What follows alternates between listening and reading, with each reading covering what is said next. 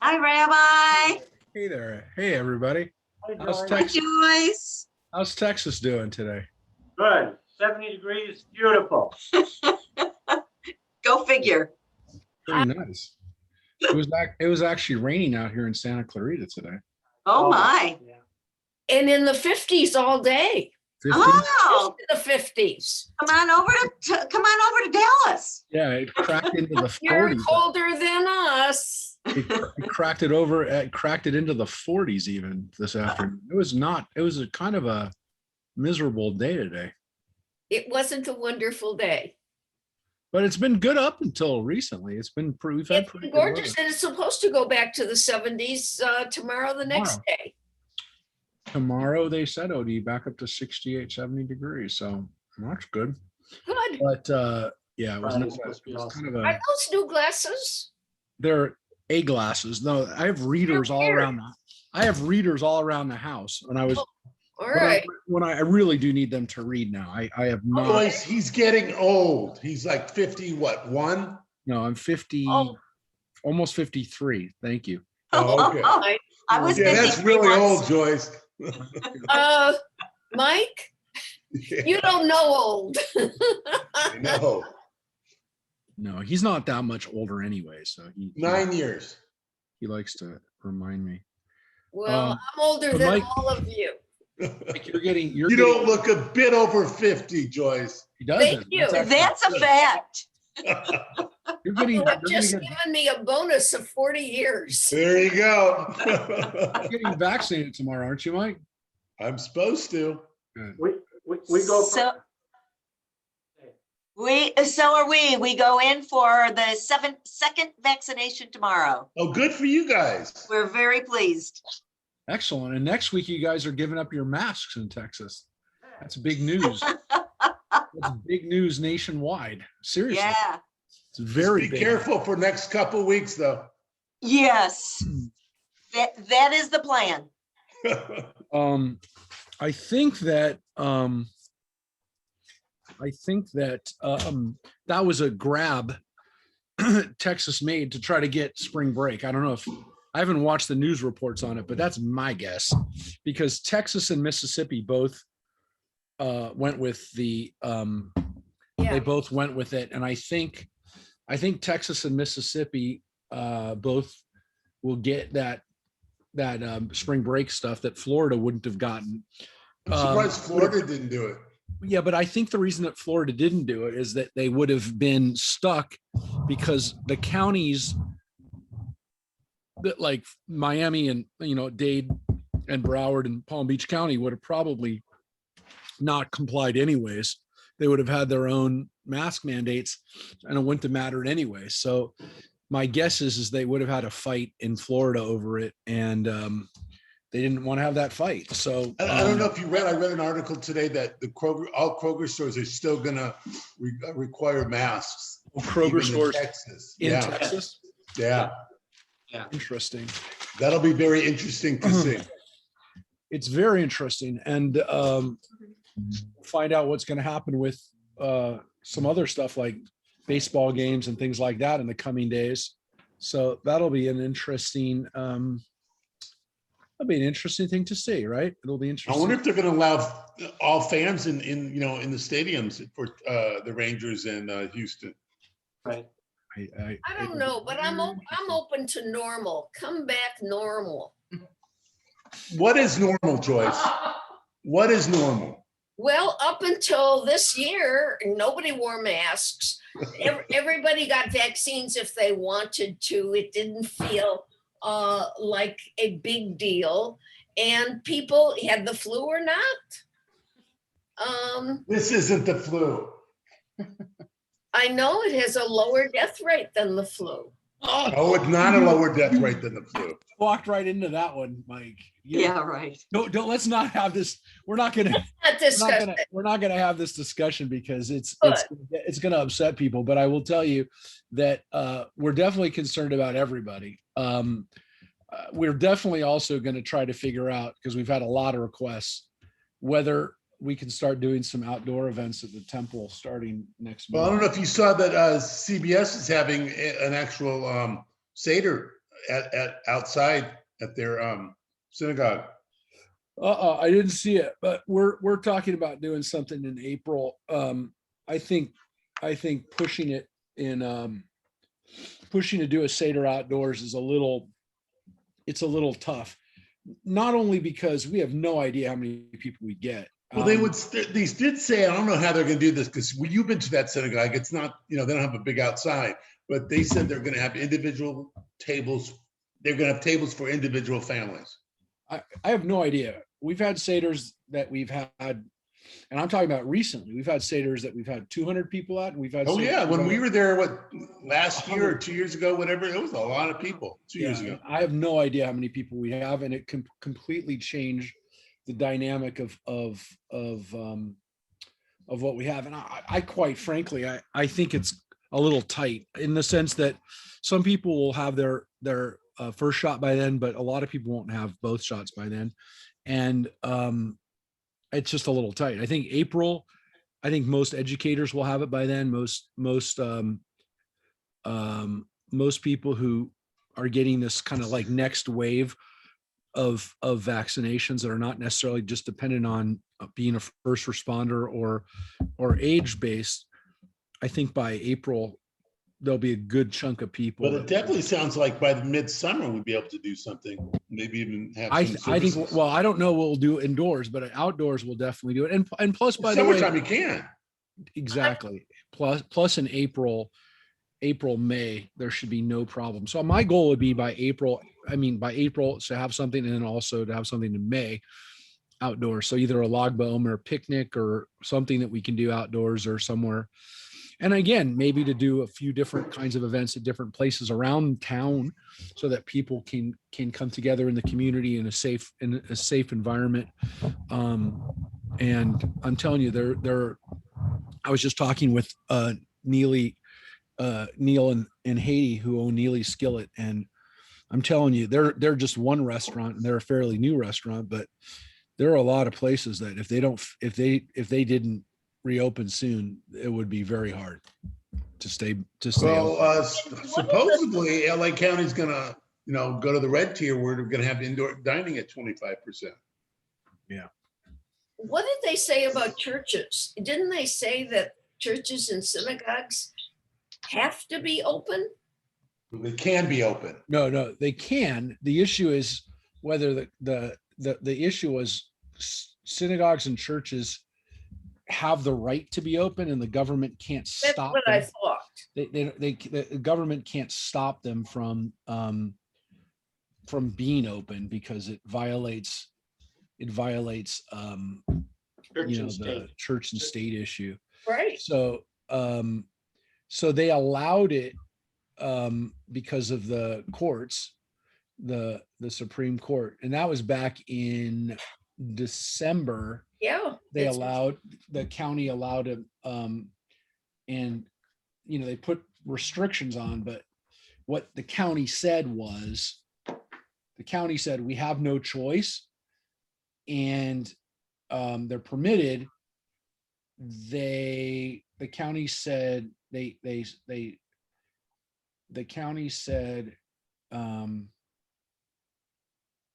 this was there. It was because the Supreme Court said it. Singing is allowed but strongly discouraged.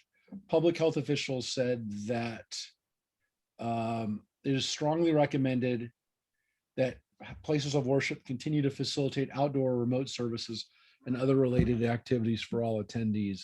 So they pretty much told people not to. And the Catholic Church, which is the largest single entity, religious entity in the state and in most states, they haven't gone back to having indoor services yet. And speaking about Catholic Church, did you read the article about the Archdiocese? They don't want Catholics to get the Johnson and Johnson. no, Yes, yes, I saw that. no, why? Go ahead, Mike. No, you go ahead. I read it. It's something about abortion. Yes, it's because it's something about fetal tissue. Right. They use fetal tissue in the vaccine. Oh wow, Right. yeah. I'm looking at Johnson & Johnson vaccine was produced in part through the use of cell lines. But they're saying derived if you from an to aborted get fetus. it if you can't get the other two. If one has the ability to choose a vaccine, Pfizer and Moderna's vaccine should be chosen over Johnson & Johnson. Right. So they didn't say you can't, but they said you should try not to. We should oppose authorizing and funding research rooted in the taking of innocent human life. So that's what they said. Wow, I had no idea. Thanks for Yeah, I know. thanks for sharing that with me. I'll read more about it. But I had no idea. And now there are big discussions going on in England about, like, my wife's family are discussing what they're going to do for Passover, because they probably won't have the luxury of dining outdoors like we do, and obviously in other parts of the country, because there'll be a 90% chance it'll be raining on Passover. So it's very unlikely that they'll be able to do outdoors on any major level. Now, how are their vaccines going? But they don't usually do, by the way, they don't do usually big communal Seders. They do services. The Orthodox synagogues do services for it, but they're going to have multiple services and they'll be small. Yeah. What was that, Mike? How's the vaccine going in England then? The vaccination. Pretty close to us. I would say almost very close to what's happening in California. It depends on what part of the country, but where Tracy's family lives in London and Manchester, are the two biggest cities in England, or two of the biggest cities. Obviously, London is the biggest, and then Manchester is one of the biggest. Her parents have been vaccinated. Her sister and brother-in-law, or our sister, whatever, they've been vaccinated. I think it's running about the same. They have rules that you're not supposed to go into until April. You're not supposed to go to, if you have a second home, a country home, as they call it. If you have another home, you're not supposed to, you're not allowed to go there. And people have been in trouble for that. And Tracy's parents actually have an apartment in Manchester near her sister. And they're going to go up for Passover, and they're worried about it because they're breaking the rule, and people are 100% calling the police on people in England. Wow. They are definitely enforcing it and making people, people are. Now they're using AstraZeneca too, aren't they? Yep. Do they have Johnson Johnson yet? Nope. But they have the AZ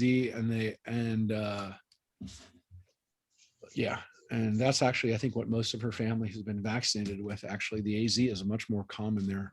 So I think because they're from the AstraZeneca, the corporation's out there, right? Yeah. Yep. And it was developed at Oxford. But I think that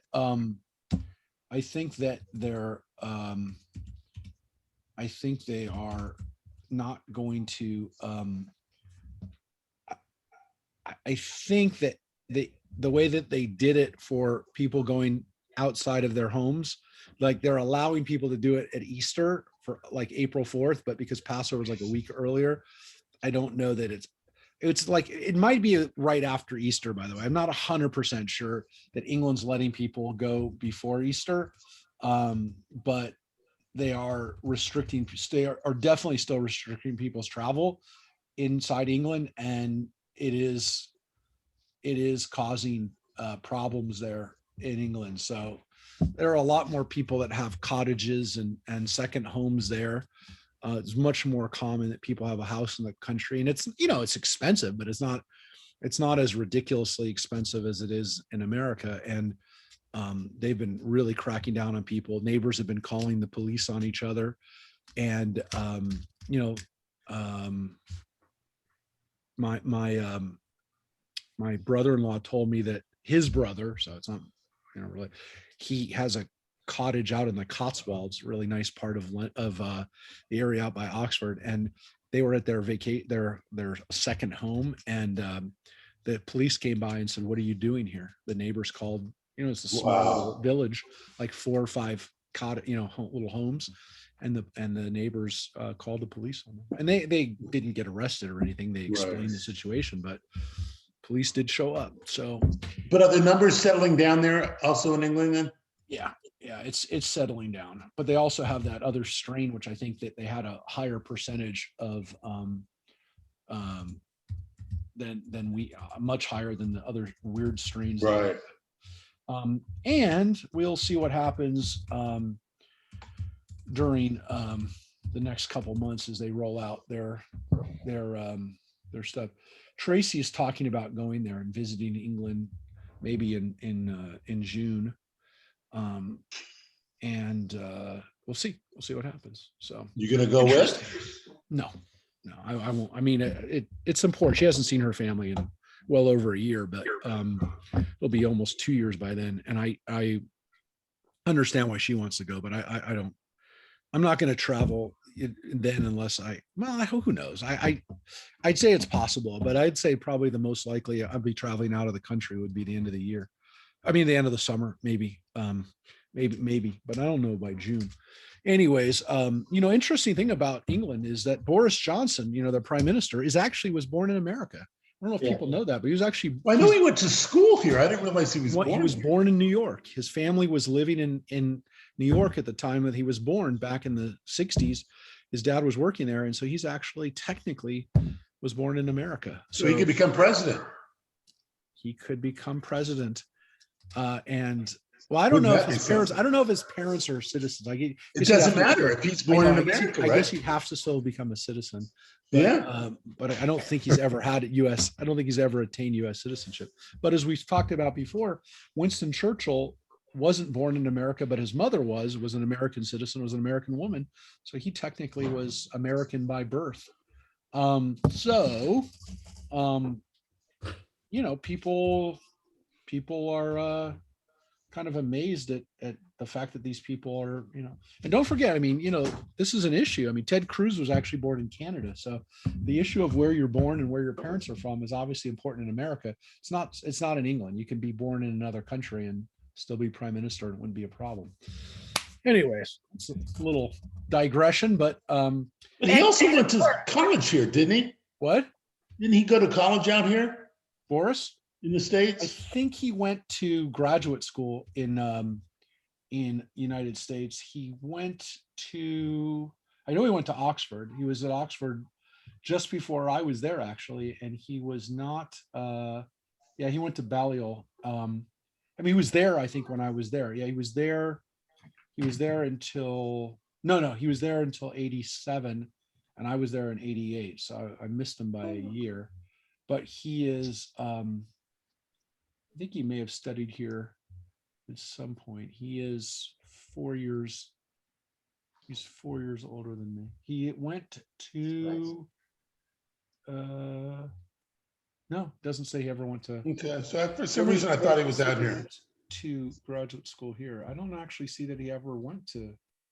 Maybe I just heard that he was born here. Never went to graduate school. He went to, nope. But he did not get an A. I'm just looking it up right now. He was popular and well known when he was there, but he was not. He got a second class degree, which is this like a B student. But in England, they actually know that stuff. They actually that stuff stays with you. So I just looked it up. But yeah, he did not go.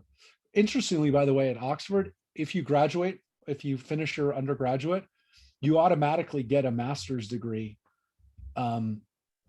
Basically, as long as you don't get arrested or you know, something, you know, you don't do something horrible, you actually get a master's automatically. So it's That's if you go all 4 years to Oxford? 3 years. That's the amazing thing years. too. The only Because you just went 1 year, right? Yep. You know, I only went there for my junior year. The interesting thing about the masters is that you essentially only went for 3 years, and it's a master's. Here's what it says: it's automatically awarded. See, a lot of people don't know this because, you know, in England they don't brag about it because people there know about it, but at Oxford, the rank of MA may be conferred during or after the 21st term from matriculation. So you have to wait 7 years from when you first joined. So it's 3 years after. I think it used to be less, but it's 3 years you have to wait and automatically be conferred. And then at Cambridge, it's conferred at the end of the first. Oh yeah, it's a little earlier at Cambridge. So you get it. No further examinations are required, but some institutions require paying a fee. So basically, it is kind of weird that you pretty much automatically get a master's. So there you go. I mean, you can get another master's degree. You can go back there for graduate school, but it's a automatic situation.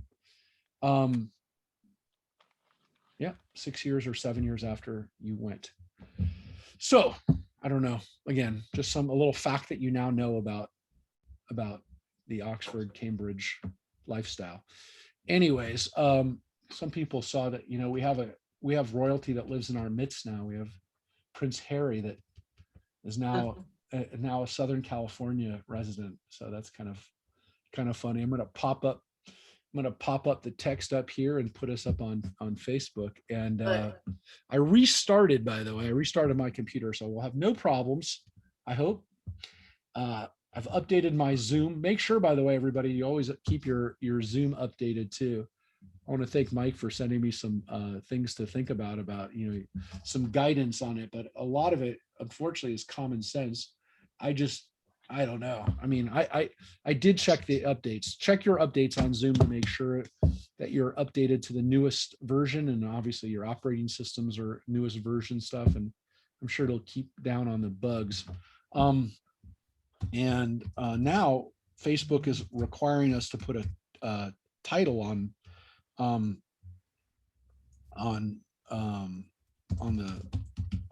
feed as we put it up. So there you go.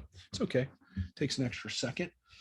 So this week we read Tissa, which is one of the most famous portions in the whole Torah.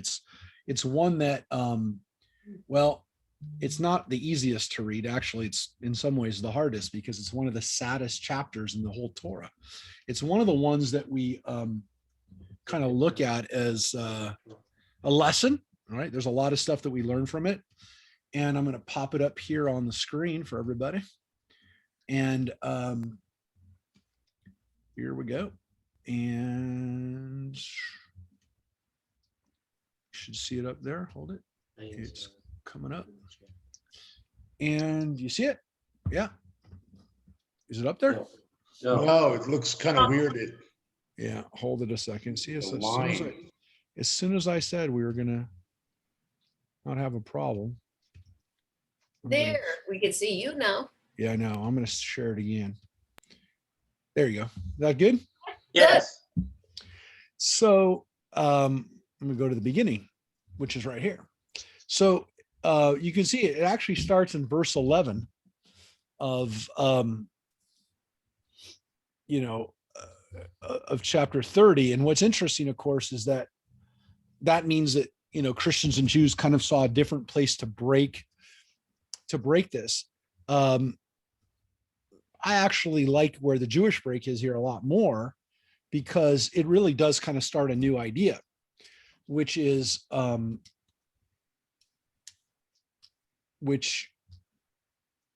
Rabbi, yeah. which came first, the Christian breaks or the? No, the Jewish breaks. Well, wait, yes, the Jewish breaks came first.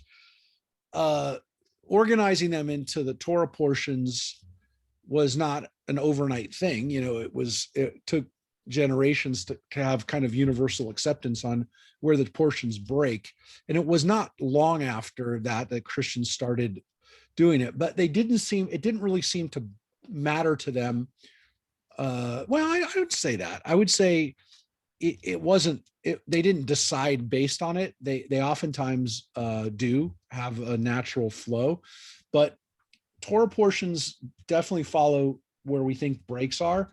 As we said, we generally don't like to finish on a negative note, but also there's a certain kind of length to them. They can only be a certain length, and otherwise, there's that feel to how long something is, and that's definitely important.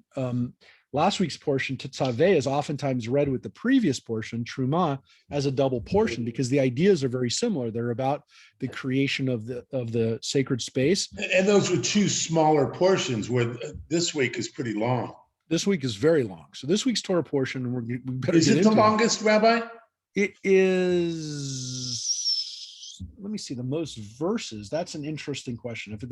Because remember, sometimes verses are not necessarily an indicator of how many, just because there's a lot of verses doesn't mean that there are a lot of words, because sometimes verses in a portion, especially one that contains a lot of poetry, there might be a lot of verses, but it's not necessarily the longest. It's the 21st portion of the year, and it's not. So it's the longest in the book of Exodus, but it's not the longest in the Torah, which is Naso. Because remember, Naso has a chapter that's 87 verses, which is like three chapters in most cases. Literally, it's usually like 30 verses per chapter. It doesn't have to be, but it's usually close. And there's a chapter in Naso with 87 verses, and it's a long list of the tribes and then sacrifices. But Tissa is very long for a section that has a narrative to it and has a few different ideas. So we actually read parts of Tissa other times of the year too. So in some ways, it's one of the most frequently read. It has 139 verses, and it has we read part of this on at the end of Sukkot, and we also read it traditionally at as part of the holiday reading on the Shalosh Regalim, on the Passover, Sukkot, and Shavuot as well. So this is an interesting section, to put it mildly, because it does have, as we said, the golden calf. So we're going to jump into it. It doesn't start in a way that you think is going to necessarily go into the golden calf. And there's actually I would argue, there's a part of this Torah that, while it's not as well known as the Shema, contains a prayer that you will know, that you will recognize, and that we do not every day, but we do it every week, and you know it and you love it, and you're going to see it today. And I'll point it out for you. So let's start. So it begins again the way many portions or many verses opening up an idea will be, which is Vaydaber Adonai el Moshe lemor. God spoke to Moses. The Lord spoke to Moses, saying, when you take a census of the Israelite people according to their enrollment, each shall pay the Lord a ransom for himself on being enrolled, that no plague may come upon them through their being enrolled. So you can see this fear of census, that censuses can lead to death, which we do know happens in the Bible, where censuses have to be entered into very carefully. And everyone who is entered into the records shall pay a half shekel by sanctuary weight, 20 gerahs to the shekel, a half shekel as an offering to the Lord. So this is not just a census, but as you can see, tax collection with the census. Now, we know that censuses are usually conducted for the purposes of taxes and for the purposes of knowing how many soldiers you have. Here, flat out right off the bat, it's going to say that when we do the census, we're also collecting money. Everyone who has entered into the records from the ages of 20 and up shall give the Lord's offering. The rich shall not pay more, and the poor shall not pay less than half a shekel when giving the Lord's offering as an expiation for your persons. So again, it is required, the same for everybody. So it's a flat standard tax. It's not a progressive or regressive tax. Well, I guess people make the argument those taxes are based on your reality of how much you earn. But the point here is that it is a flat tax on everybody, on every person. And it's not a lot, by our standards, it's, it'd be something like a $5 tax on people. It's not a lot of money, but if you add it up over millions of people, a lot of money. You shall take the expiation money from the Israelites and assign it to the service of the tent of meeting. It shall serve the Israelites as a reminder before the Lord as an expiation for your persons.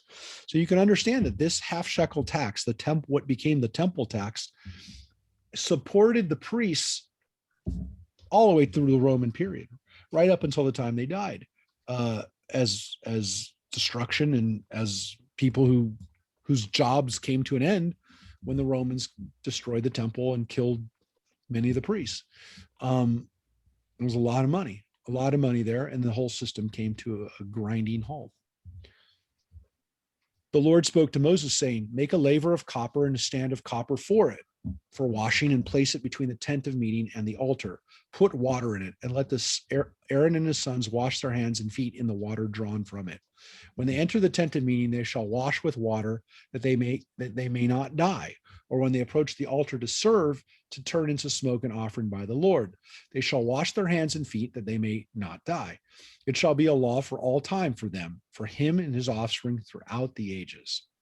The Lord spoke to Moses, saying, next, take choice spices, 500 weight of solidified myrrh, half as much, 250 of fragrant cinnamon, 250 of aromatic cane, 500 by the sanctuary weight of cassia, and a hin of olive oil. Make this sacred anointing oil a compound of ingredients expertly blended to serve as sacred anointing oil. Now, of course, we have a description of what's inside it, though we're not exactly sure. This word aromatic cane, it's kind of, we're not exactly sure what it is. It's kind of a translation of the word kana, which is, we assume, is some kind of cane. And it says kinimon, which is cinnamon, which reminds us that the word cinnamon is actually of Middle East origin. It's a word that comes to us in English from the Middle East. Cinnamon, kinimon. But again, we don't know exactly how it's supposed to be made. And because of that, we don't make it anymore. And so we don't want to make it inappropriately or ineffectively, or we don't make it. With it, anoint the tent of meeting, the ark of the pact, the table and all the utensils, the lampstand and all its fittings, the altar of incense, the altar of burnt offering and all its utensils, and the laver and its stand. Thus you shall consecrate them so that they may be most holy. Whatever touches them shall be consecrated. So you put this on all stuff. Now, again, it's not incense, it's oil incense, it's oil spice stuff. But again, you'd assume would smell pretty nice. And it would make the things that it comes in contact with, with it also smell nice. So you anoint all the items, and then you also anoint Aaron and his sons, consecrating them to serve me as priests. And of course, today, Catholic priests still use anointing oil for sacraments, and the oil isn't necessarily the same kind of oil, but it serves the same properties, and it's inspired by the fact that oils were used for anointing and for these religious rituals, for purification and for making something holy. And again, there were other religions that did this too. It wasn't just Judaism and then later on Christianity. There are other traditions and faiths that used oils for anointing and for sacred purposes. And we don't have it anymore. Speak to the Israelite people as follows. This shall be an anointing oil sacred to me throughout the ages. It must not be rubbed on any person's body, and you must not make anything like it in the same proportions. It is sacred to be held sacred by you. So it's also telling you, don't take this and use it at home for your own bubble bath. This is a serious deal, and it's not something to be taken lightly. So that's important too. This is not a game. And don't try it. Don't try this at home, is what they're telling us. Whoever compounds its like or puts it on any layman shall be cut off from his kin. So this is this punishment of karet, which is like excommunication. It's pretty serious. So it is a no-no. Now, on the subject of things that smell nice, now we get to the incense. And the Lord said to Moses, take the herbs. Now, this is interesting. I don't know if this is always the translation that we use.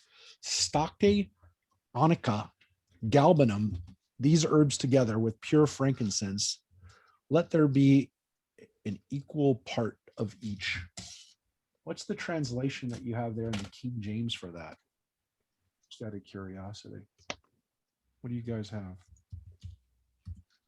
for those ingredients? I'll look it up. Dude, What do you have, Mary? It says Stocte, Onchia, and Galbanum. Oh, so Galbanum. it Yeah. uses that in the Stocte. Mhm. Stocte. It's interesting because so this Sepharia translation went back into the King James. The translation that I usually see for that is gum resin. So it doesn't really matter. It's kind of the same thing, but gum resin is I guess more of a description and it's more of a explanation for like what it is. But let me just look this up. Yeah, it is.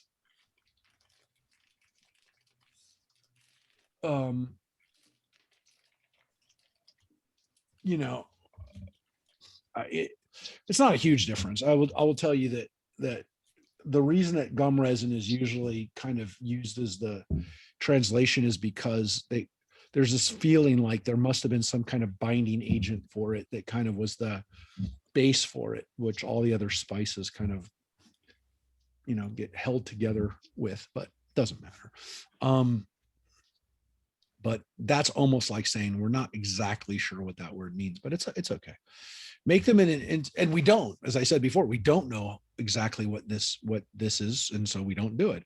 Make them into an incense, a compound expertly blended, refined, pure, sacred, kadosh, and also pure, tahor.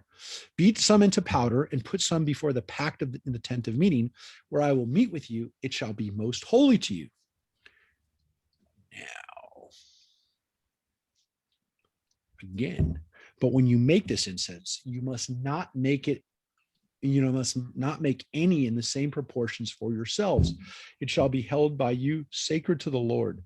Whoever makes any like of it, to smell of it, shall be cut off from his kin. So again, you're not supposed to use it at home. This is special scent for this.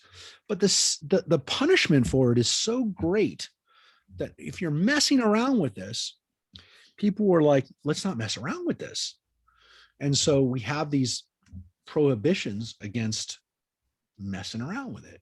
And that's why people didn't do it. That's why once we didn't have the temple anymore, and once the secret spices, if you will, were lost, we didn't do it. And so we don't. Are there people who make this and try to make this and sell it in Israel and in gift shops?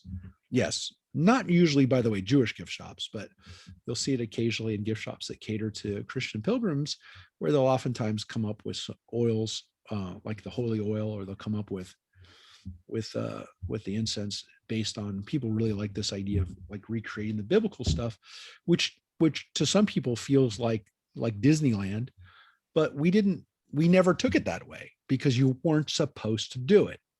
So this chapter or this section, which the reason why Christians put it with the previous section was because it still has to do with the priests. It's kind of a question of like, where do you break it? Where do you feel that, the section, would make a natural break? And this first section that we just read all the way up to, well, a little bit. Yeah, I wouldn't say yet, but we could consider this first part for like the next section as definitely connected with the previous ideas of how the tabernacle is run and how things are going with the priests. But maybe this would be like the first, if you will, from where we just started for the next 15 verses. It's kind of like the first section. I mean, breaking it here, I'm only saying it because breaking it here and starting a new chapter here also doesn't quite make sense. But here's the new idea, if you will. The Lord spoke to Moses. Oh, that introduces something else. See, I have singled out by name Bezalel, son of Uri, son of Hur, of the tribe of Judah. I have endowed him with a divine spirit of skill, ability, and knowledge in every kind of craft. And this is Bezalel. To make designs for work in gold, silver, and copper, to cut stones for setting and to carve wood, and to work in every kind of craft. Moreover, I have assigned to him Oholiav, son of Achisamach, of the tribe of Dan. And I have also granted skill to all who are skillful, that they may make everything that I have commanded you. The tent of meeting, the ark of the pact, and the cover upon it, and all the furnishings of the tent, the table and its utensils, the pure lampstand and all its fittings, and the altar of incense, the altar of burnt offering and all its utensils, and the laver and its stand, the service vestments, the sacral vestments of Aaron the priest, and the vestments of his son for their service as priests, as well as the anointing oil and the aromatic incense for the sanctuary. Just as I have commanded you, they shall do. And so all of these things that we read about in the previous two portions, God tells Moses, I'm giving this guy Bezalel and his assistant Oholiav, I'm giving them the ability, the mental vision and insight and creativity to do this work. They're going to know how to do it. So you don't have to worry about it. I've delegated people to do this, and they're the craftspeople, and they're going to do it. And it's not just them. I mean, it's not just the two of them. There are other people who will help too. They'll also help make all these beautiful things. The items, or the tent and the ark and all the big things, but also, and the altar, but also all the utensils that are going to be going in there, as well as the clothing that the priests are going to wear. The things like the ephod, the robe that they're wearing, the priestly breastplate, all the things we read about last week, that this guy, Bezalel, is the head artisan. And as we mentioned, whenever we read this section, Bezalel became the role model for artists, for artisans. And so when the modern nation of Israel was establishing itself, right, when Israel was becoming a country, even before it was officially a country in 1948, there was Bezalel Art School. And the Bezalel Academy of Art and Design was established in 1906. Wow. So 40 years before there was an Israel, there was the idea that, you know what we need? A place to train the next generation of Jewish artists, the people who will design the future of Israel. And it was very affected by European style art of the time. The Art Nouveau and Art Deco styles were very prominent in the Bezalel school. And it really did have a huge effect on the design aesthetic in Israel, the Bezalel school. But what's interesting about it is that it's had an effect on other people too, because, and I would say worldwide on Jewish folks, because the designs and the artists, the artistic styles have spread throughout the Jewish world, because the artists became some of the students of Bezalel became so famous that one of them, Yaakov Agam is still alive, by the way, too. He's in his 90s, but he's still, I don't know if he's still doing art, but you can still find his work all over the place. This was, Agam really kind of, and a lot of the artists at Bezalel, really they focused on geometrical patterns. They focused on creating tiles and furnishings and lots of things that didn't necessarily have images, because again, this idea of not creating idols and not breaking the 10 Commandments was pretty serious. And so people, the effect that it has and still has on people is pretty pronounced, but it's not necessarily, Bezalel is not necessarily as, it's not necessarily as pronounced in the German style, the Art Nouveau, and then later the Bauhaus style. It's not as ingrained as it used to be. And again, there were people who rejected the Bezalel style and said it was too European and they wanted to use other kinds of things. But anyways, it is interesting to think about. I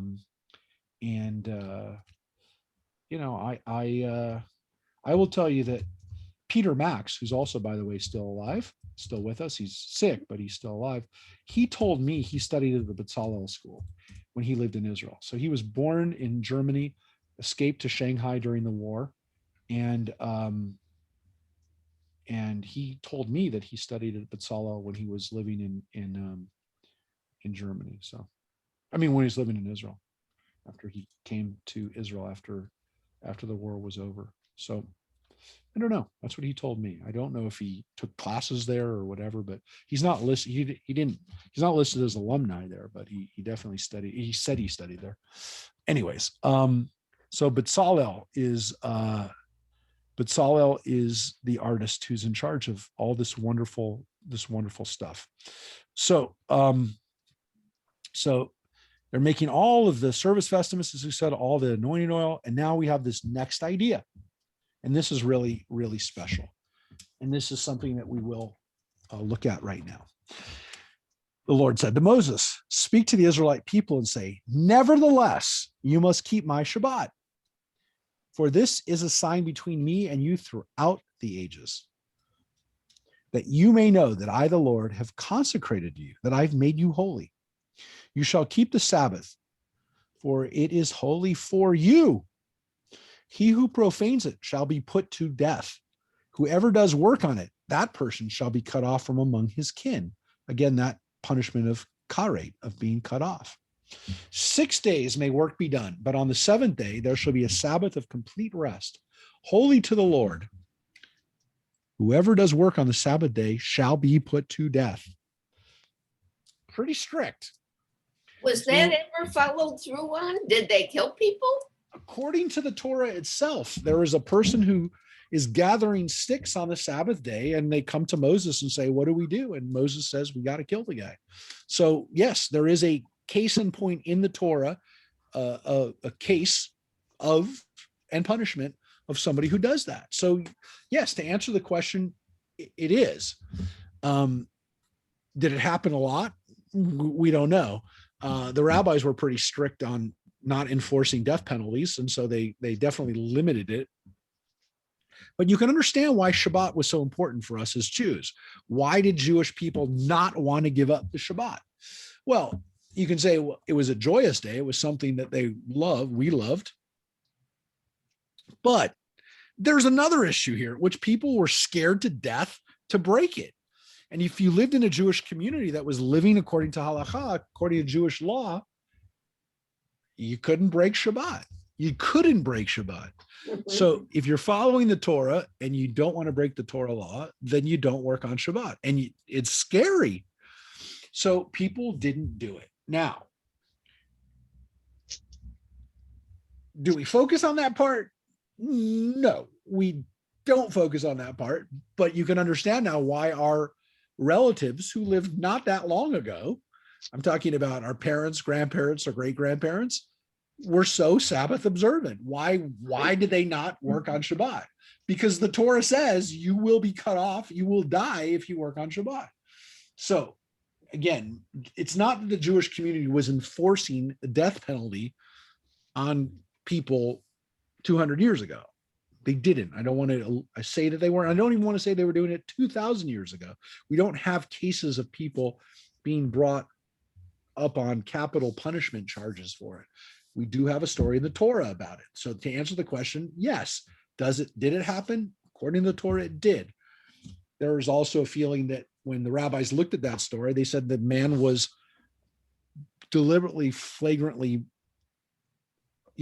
trying to tell people they should work on Shabbat, and he was made an example of. But that being said, we don't focus on that death penalty part.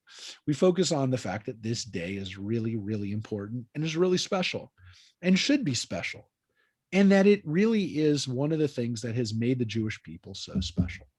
And as the great Jewish one of the original Hebrew poets of Israel, Ahad Ha'am, said, it's not that the Jewish people have kept Shabbat, Shabbat has kept the Jewish people. Is And that so- what has kept the tradition and kept the people together throughout the centuries? Yeah. And we would say, and I would say that Shabbat and the laws of kashrut are the defining, to some extent, characteristics of Judaism and of what makes people to some extent determine how observant they are when it comes to what they'll do on Shabbat, what they won't do on Shabbat, what they eat for kashrut, what they don't eat, because of kashrut. Those are to me, the two biggest areas where Jews define themselves as observant is when it comes to Shabbat and when it comes to kashrut. One is essentially a daily event, which is what we eat. And the other one is a weekly event, which is a weekly confrontation with, again, this holiday and the restrictions for it. Because the Torah is telling us that in the midst of building the Mishkan, in the midst of building all this wonderful stuff, creating these wonderful things for God, God says, but don't do it on Saturday. And so we're left with this idea that if God doesn't want the Mishkan built and the ark built and the Choshen, the breastplate built on Shabbat, then you and whatever work you're doing isn't as important as that and shouldn't be done on Shabbat either. And so that's really the lesson, which is in the midst of this, we have this lesson, this movement into Shabbat for these last verses, which is why, to me, this section really kind of all goes together. It ends, you can make an argument, it goes with the previous sections of the creation of sacred space. And so, yes, it's a chapter, if you will, of that, and it ends with these last verses, which I do want to point out. And again, it's not that this ends, because this is not the break that the Christian scholars put, but there is a natural break here, and it's these lines, verses 17 and 18, which I will read to you in Hebrew, because you know them in Hebrew. V'shamru v'nei Yisrael et ha-Shabbat, la'asod et ha-Shabbat ledorotam b'ri tova, beinu uvein b'nei Yisrael oti le'olam, ki sheshet yamim asa Adonai et ha-shamayim ve'et ha'aretz, uvayom hashvi Shabbat, vayi navash v'shamru v'nei Yisrael. That's it right there. It's v'shamru. And what's interesting is those two verses, which make up our prayer on Shabbat. This is the section that we've read for a long time as part of the evening service on Shabbat, as part of the Friday night service. So these special lines are included into the Shabbat service. Right before we do the Amidah, we read this section, which reminds us from the Torah. Now, we don't read the section that says you're going to get killed if you don't keep the Shabbat. We read this section, which tells us that this day is very special throughout time. It's a sign throughout time that every time we celebrate Shabbat, we're remembering creation and the fact that even God rested. And so when we talk about the work that we do, the work that we did building an ark, that's pretty important. The work building and putting together the universe was even more important. And even God rested on the seventh day. So how much more so is the work that you're doing okay to pause for a little bit? So I love the fact that this is the section that we read, the section that we sing, the section that we celebrate every Friday night, and remember that this day is a gift for us, a gift throughout time. And again, it's this section that we read. And then again, the way the last line of this is okay. So yeah, that's 16 and 17. Here is 17 and then 18 and then, oh wait, why doesn't it say 19 here? Or is this part of 18? No. Vaiten el Moshe, when he finished speaking with him on Mount Sinai, he gave Moses the 2 tablets of the pact, stone tablets inscribed with the finger of God. Now, we normally say that this is again the presentation of the 10 commandments. It doesn't say 10 commandments, my friends. It says Shnei Luchot ha'edut. This is the stone tablets, the tablets of the pact, the tablets of stone. It doesn't say it's the 10 commandments. Is it 10 commandments, or was it everything that God just told the people for the last 13 chapters? Virtually. Probably the entire pact. Yep. And so this is what's really important about this section, is that Moses gets the 10 commandments, and again, he's coming down now with the 10 commandments. He's received them, but it seems like there's other stuff here, which is maybe again the description of what they're supposed to do and how they're supposed to do it. Or again, is that really a covenant? Is that really a tablet? Or, tablet worthy? I will only tell you that it doesn't say 10 commandments. I mean, you just read it. It didn't say, and the 10 commandments that he gave them at Mount Sinai were on that tablet. I will tell you, we're going to read a little bit more. We're going to come back to it. But now we move into chapter 32. And again, no matter what, this is another break when we're doing the reading on Shabbat. We have a new section, a new aliyah that comes up to read this section. Again, it's also a good place for a break, which is why, again, Christian scholars put a break here for chapter 32, because now this is the story of the golden calf. So golden calf is chapter 32. I only want to, again, remind people, keep people in the perspective of where we are in Exodus. Chapter 15, we have the Song of the Sea. That was a couple weeks ago we read it. Mm-hmm. Chapter 20, we read the 10 commandments at Mount Sinai. Now in chapter 32, we have the golden calf. And it's just a couple weeks later. And it's what we've had in the middle has been primarily the laws of how to create the sacred space. And so before the people have a chance to implement this, Moses has gotten the direction from God. Things go sideways. And one can make the argument that the reason why we make the ark and make the Mishkan and make all these beautiful things was because if we didn't, we're going to do what we're doing right now, which is putting our creative impulses towards the wrong kind of creation, the wrong kind of worship. When the people saw that Moses was so long in coming down from the mountain, the people gathered against Aaron and said to him, "Come, make us a god who shall go before us. For that man, Moses, who brought us from the land of Egypt, we do not know what has happened to him." Notice, by the way, they call him that man, not terms of respect, which the rabbis point out is not a nice way to speak about Moses. Aaron said to them, "Take off the gold rings that are on the ears of your wives, your sons, your daughters, and bring them to me." And all the people took off the gold rings that were in their ears and brought them to Aaron. By the way, I will point out that based on that, we just read that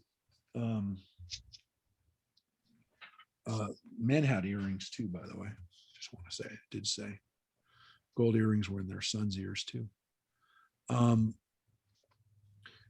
And he took them from them, and he cast it in a mold and made it into a molten calf.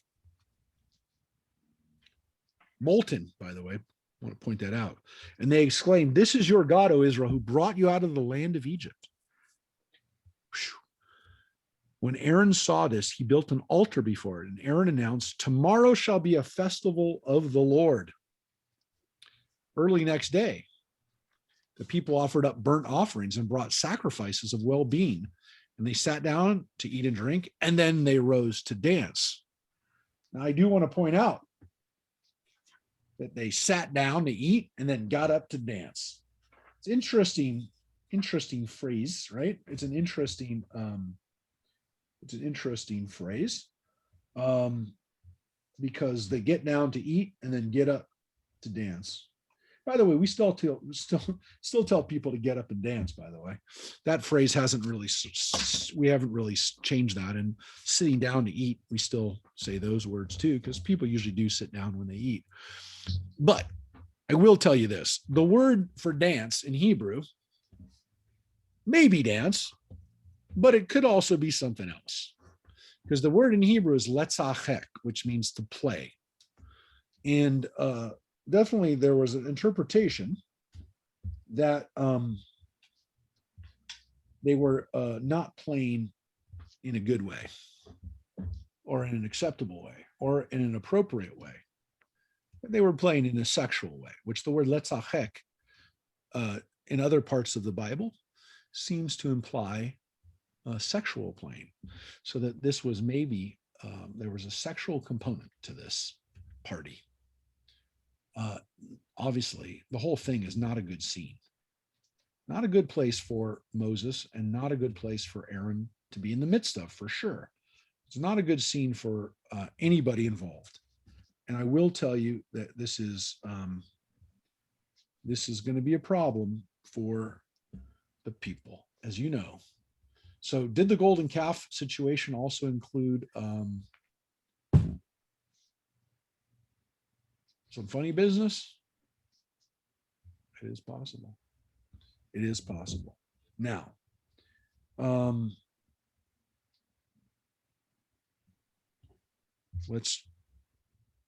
do want to point out, by the way, too, it was cast in a mold. Is that a big deal? Might be.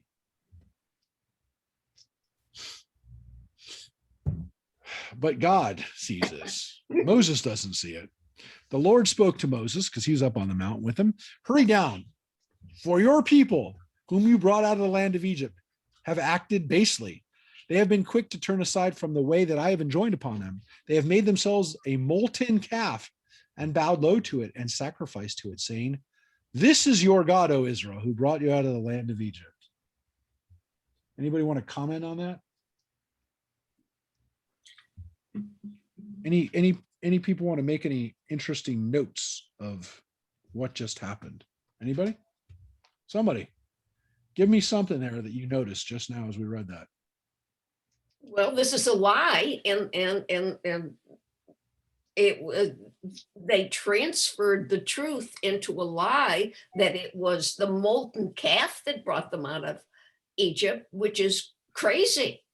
Yep.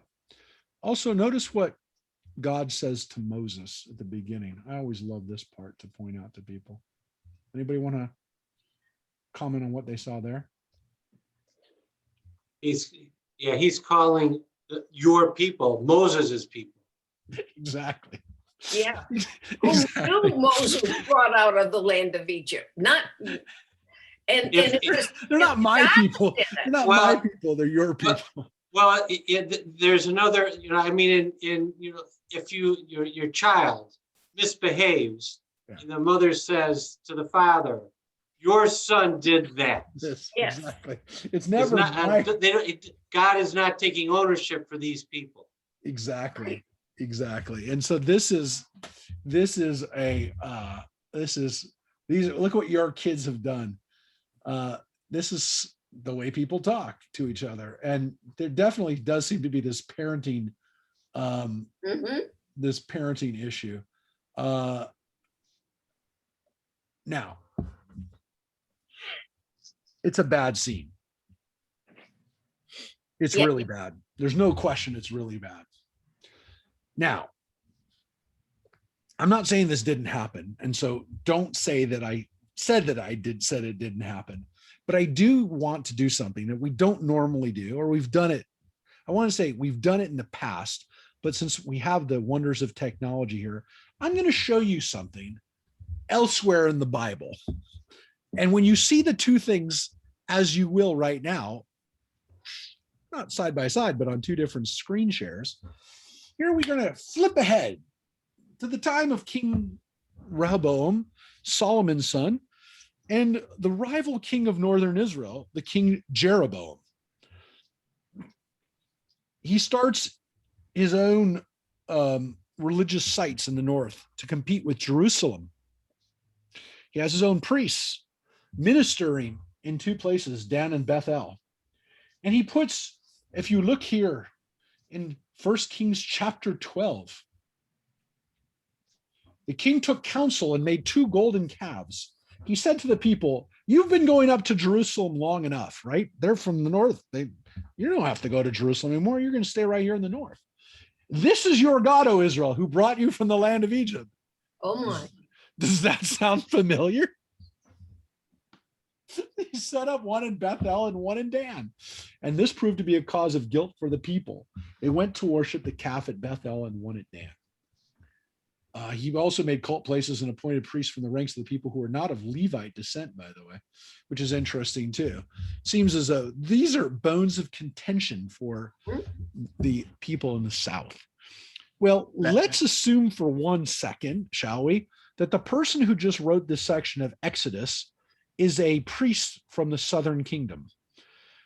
It could be that this little story of the golden calf was retold in such a way to make a point about what was happening in the north, which is that King Jeroboam, wicked King Jeroboam, has now got people worshiping calves, and it's wrong, and they're taking people away from Jerusalem. They're taking away our livelihood.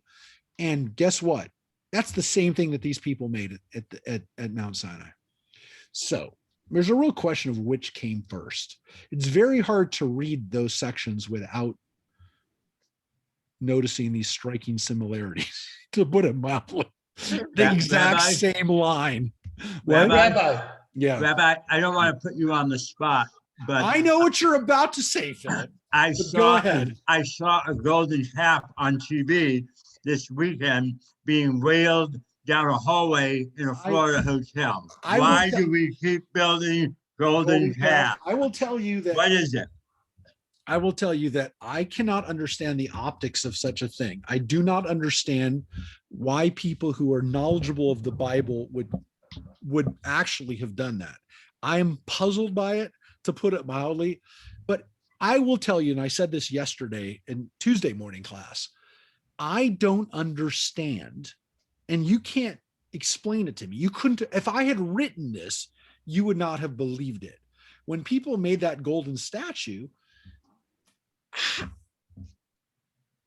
they don't know that we're reading this section in the Torah this week. So I don't understand. You can't write that. You can't write that juxtaposition. People would think that you were nuts. And so people, again, when we talk about golden statues, or statues of any kind about people, and again, it's almost ridiculous. It's almost unbelievable. But I will tell you, it does bring something up that I always think about, which is this concept of idolatry anyways. Now, I will tell you that the fact that it's a molten calf was actually something that my professor, Richard Friedman, who again wrote this book, he points out that the molten calf thing is actually an issue, because the structure of it actually, or the formation of it actually might be important, because the argument would be, we also read about the Kruvim, these golden cherubs, these angels that are on top of the ark. How could those be okay and this not be okay? Now, one possibility is because it's the exact same thing that Jeroboam, we're actually talking about what Jeroboam is doing now or doing recently, and not what this golden calf or what this golden statue looked like at Mount Sinai. We don't know for sure. But there's this other issue, which is, why are you making any statues at all? What are you doing making a statue? And it's really interesting, because this is where I think the Jewish tradition is so much better. We have a compulsion, everybody, it's a human compulsion, because you can't say that Jews don't have the compulsion. We just read they did it. And then of course they do it later on in Jeroboam's time. Everybody has compulsion to make a statue, to make an idol, But to Rabbi, idolize things. Yeah. I want to play devil's advocate for a second. Yep. The people of the Hebrews having the golden calf, they haven't gotten the 10 commandments yet. They did. Not yet. Yeah, they did. Not They when- got him. They got him at Mount Sinai. They got him in verse. Right, but not before they built the calf. Yes, they did. They got it in chapter 20. This is Did chapter they? 32. Uh-huh. Okay. No. They heard at Mount Sinai. Now they haven't gotten the written copy, but they heard it. They heard it at Mount Sinai in Yeah, chapter but maybe they 20. weren't listening. They were Well, listening. I will tell you, if they weren't listening, they're going to hear something. Mike, they're going to hear There something. are people that need things in writing. Okay. Okay, Yeah, I'm not- They're going to hear something specific, which is at the end of this chapter, at the end of this portion, you're actually going to hear the rule about not making something that is a molten god. Now, why is it spelled out? One could make the argument that you made, actually, Mike, which is that it says you're not supposed to make an idol. Well, what about the golden kruvim you just told us to make? But here's the difference. And again, you could say it's splitting hairs, but maybe this is all about making golden calves and why they're different from what is in the temple. But it gets worse later on in next chapter, I think, when Moses is talking to Aaron, though. Okay, And Aaron lies. they will address that. But what's interesting about it is this. And again, I didn't make it up. Friedman points it out. I don't know if other people have over the thousands of years, but there is an interesting idea. He definitely points it out. Look, the kruvim, the angels on top of the ark, and the ark itself, right, is made out of wood and then covered in gold. These things are actually solid gold and are made as molten casts. Now, you could say, but what's the difference? There's three-dimensional objects that are created. Well, it could be that molten calves are the issue, because you can see it doesn't just say that they made a calf. They made an egel masecha, which is a molten calf. And so that, whether by nature, because it's made out of gold, and keep that in mind, because you're right, we're going to read what happens when Aaron describes what happened, that there is something to be said about creating it out of wood and then covering it in gold versus creating something that is one solid gold thing. Now, again, it could be that you and I just don't understand the nuances of why that made a difference, or it was because specifically the calves that were in Dan and Bethel were molten calves, were exactly two golden calves that were molten calves. So it could be that, like, it's those things, and those things are always bad, and they'll always be bad. And the fact that Jeroboam did them makes them bad too, because they're molten calves. I don't know. It could be that, again, there's a definite intent to get people not to do what Jeroboam did. And let's put it back into Moses's own words. It's possible. But I will tell you that, again, this bigger issue of not creating statues, because what we've seen here in the broader world of statuary is that when something becomes a statue, it becomes a focal point, and it becomes something that is problematic. As we said, in Israel today, there are no statues to their public figures. There are no statues, which means that no one's ever going to topple a statue when the person is inevitably reevaluated and found to be wanting and to be human and to be, unfortunately, not perfect. Well, guess what? Nobody is. And what happens is that when people become idols, inevitably they're going to be torn down. And so Judaism actually says, don't do it in the first place. Don't create an idol. People are much more complex. And rather than idolize them, let's look at them for who they are. So in other words, I have a real problem with my eagle room. Why? I have a bunch of eagles that I pray to. But you Do don't pray. not. But you don't pray to them. But there are people, by the way, with all seriousness, that would never have a statue in their house because That's what I know. That's what I mean. But- Orthodox Jews would not be happy with this. some would have an issue with it, but not a lot. I mean, most people can designate or figure out the difference between what's something that's worshiped and what's something that isn't. Now, the issue is I have a couple of statues. I don't know if I have them here in the office, but I have a couple statues that were from Mexico that were clearly like Aztec or Mayan idol. I don't have them out, but I got them a long time ago when I was a kid. Somebody gave them to me, and they're clearly idols, but I don't worship them, but they were made in the style of things that people worship. So, is that an idol? It was an idol. It was an idol to somebody else. And again, it wasn't really an idol. It was bought at somebody sold it in a gift store, but it was made to look like those Aztec idols. Yeah, I have some Kachina dolls. Yep. I don't have them out anymore. I have them in storage, but I don't know that they represented actual, well, maybe, yeah, they probably are idols to some. Well, if they're real Kachinas, they would be idols to the Native Americans. Yeah. So, yeah, but I don't have them out anymore. I think this is the reason why. Well, it's an interesting issue, which again, if you have an idol that's not an idol for you, but it's an idol for somebody else, what kind of message are you also sending? Which is also this cultural appropriation message, which is another issue, which is much more relevant. But it would be an interesting question: did Israelites keep their Canaanite neighbors' idols as art pieces? Now that clearly wouldn't have been okay. And actually the rabbis discuss it because they deal with Greco-Roman idols, which again, the rabbis recognize these things as statues. Sometimes they didn't say they're necessarily things to worship, but they did deal with them in public spaces because they couldn't ignore them. They were everywhere. There's a famous discussion that we read in the Talmud where one of the rabbis who frequented the bathhouses, the Roman bathhouses, they challenged Rabbi Hillel and say, why do you go here when there's Aphrodite, a statue of Aphrodite there in the bathhouse? And he said, she came into my bathhouse. I didn't go into her house. She came here. I didn't bring her here. So that was his answer. And he knew that he wasn't looking at it as an idol. And again, there is that fine line. He wasn't worshiping it. Yes. And there was a fine line between what's art and what is an idol. But again, it does beg the question, why do we have these idols at all? I will tell you, look, I'm fine with not having any idols or any statuary. I think, first of all, when I was a kid, I used to get creeped out by statues. I had nightmares that they would come alive. So I did not like statues or even like there was a lamp that my aunt had that was in the shape of a face.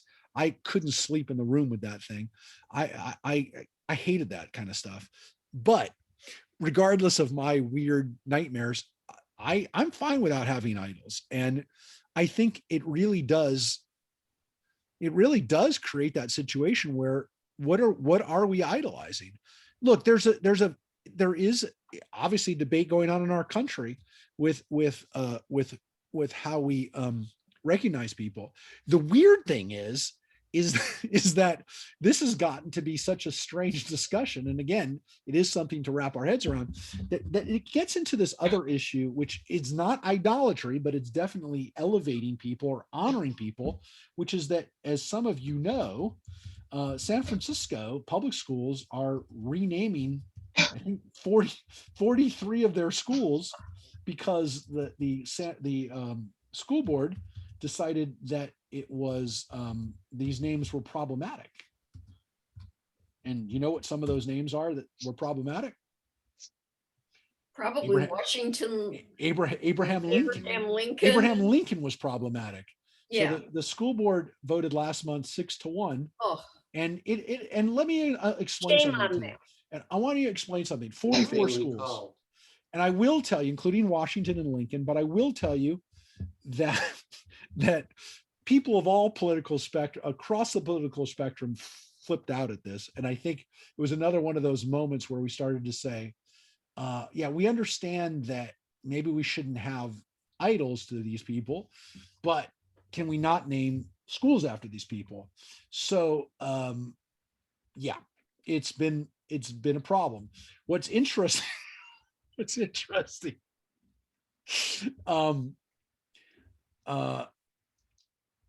when I'm laughing at it's so ridiculous. I can't even repeat it.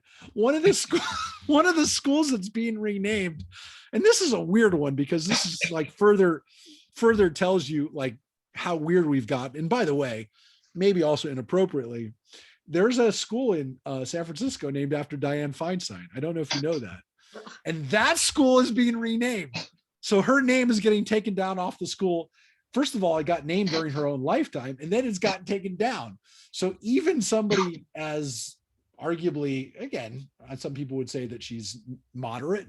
She's definitely a Democrat. They did not spare her. And the reason that they're taking her name down off the school was because back in the 80s, there was a display of a Confederate flag that was a historical display. It wasn't that it was like she didn't display a Confederate flag, but there was a display and it got taken down and she put it back up. And because of that action, they're taking her name off the school. So, folks, I mean, this really happened. I mean, it happened this last month. So I will tell you that we've gone definitely overboard in our desire to be politically correct. But Dr. Seuss is no good anymore. Dr. Seuss was And- also removed today. Eight of the books. Look, I could maybe understand some of it, but I think we've gone I crazy. can't. I think we've gone nuts. And definitely, Rabbi- by the way, I know the offending I looked at the offending pictures because I have the Dr. Seuss books in my house. Now I feel like I'm a criminal. I'm by the way, I'm not going to give up my Dr. Seuss books. I saw the offending images and I thought, you know what? Why can't there's like one image. Why can't you just change that picture? Is there no way to like make that one picture less offensive? And I don't know. I mean, this is the Gone place far. we're at. And I think we're getting to a place where most people with common sense are saying, I think we've gone too far. And so we might have actually hit the wall on this. I think, Rabbi, the Torah really does a good job of this because, you know, they show you the historical record of the golden calf and these idols. So they're not, there's no cancel culture. They're not washing over what happened. And you're right. They- And it happens with every person in the Torah who eventually will make a mistake, and we don't whitewash it. We don't take it away. And here is Aaron's big fall. We haven't gotten it to exactly yet what the confrontation will be, but yeah, he's clearly screwed up, and yet he's still Aaron. We'll talk about that now, why he really doesn't get punished. But anyways, let's get to that. So,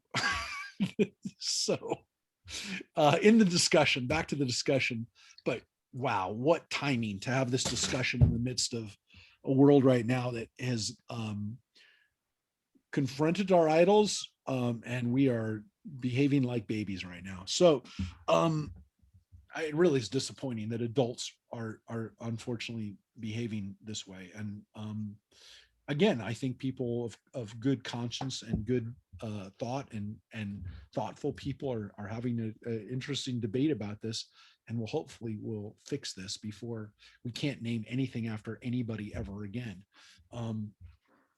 Again, we understand people are not perfect. If we want to find and only name things after people who are perfect, nothing will ever be named ever again. All right. So they've been quick to turn aside from the way I enjoined on them. You see, they made a molten calf. The Lord further said to Moses, I see this as a stiff-necked people. Kashe Oref is the stiff-necked people. It's a weird phrase to use here because that could sometimes seem to be a good thing. Here, it's not a good thing. And it also doesn't seem to really convey what they are here, which is an idolatrous people, a people that can't give up their idols, but is not very loyal. I asked the Hebrew school kids today, what do you think stiff-necked means? And they said, well, based on this context, it seems like they're not very loyal. And I said, well, you'd think that is, but here they actually focus on the fact that they're stubborn. They're stubborn. They don't want to give up their idols, which I guess is why they're stiff-necked. Now, God says, let me be. My anger may blaze forth against them, that I may destroy them and make of you a great nation. But Moses implored the Lord, his God, saying, let not your anger, O Lord, blaze forth against your people, whom you delivered from the land of Egypt with great power and with a mighty hand. We'll deconstruct this in a second. Let's go through this section. Let not the Egyptians say, it was with an evil intent that he delivered them, only to kill them off in the mountains and annihilate them from the face of the earth. Turn from your blazing anger and renounce the plan to punish your people. Remember your servants, Abraham, Isaac, and Israel, how you swore to them by yourself and said to them, I will make your offspring as numerous as the stars of heaven, and I will give to your offspring this whole land, which I spoke to possess forever. So Moses employs three strategies, or a few strategies, we could say maybe even four strategies with God here.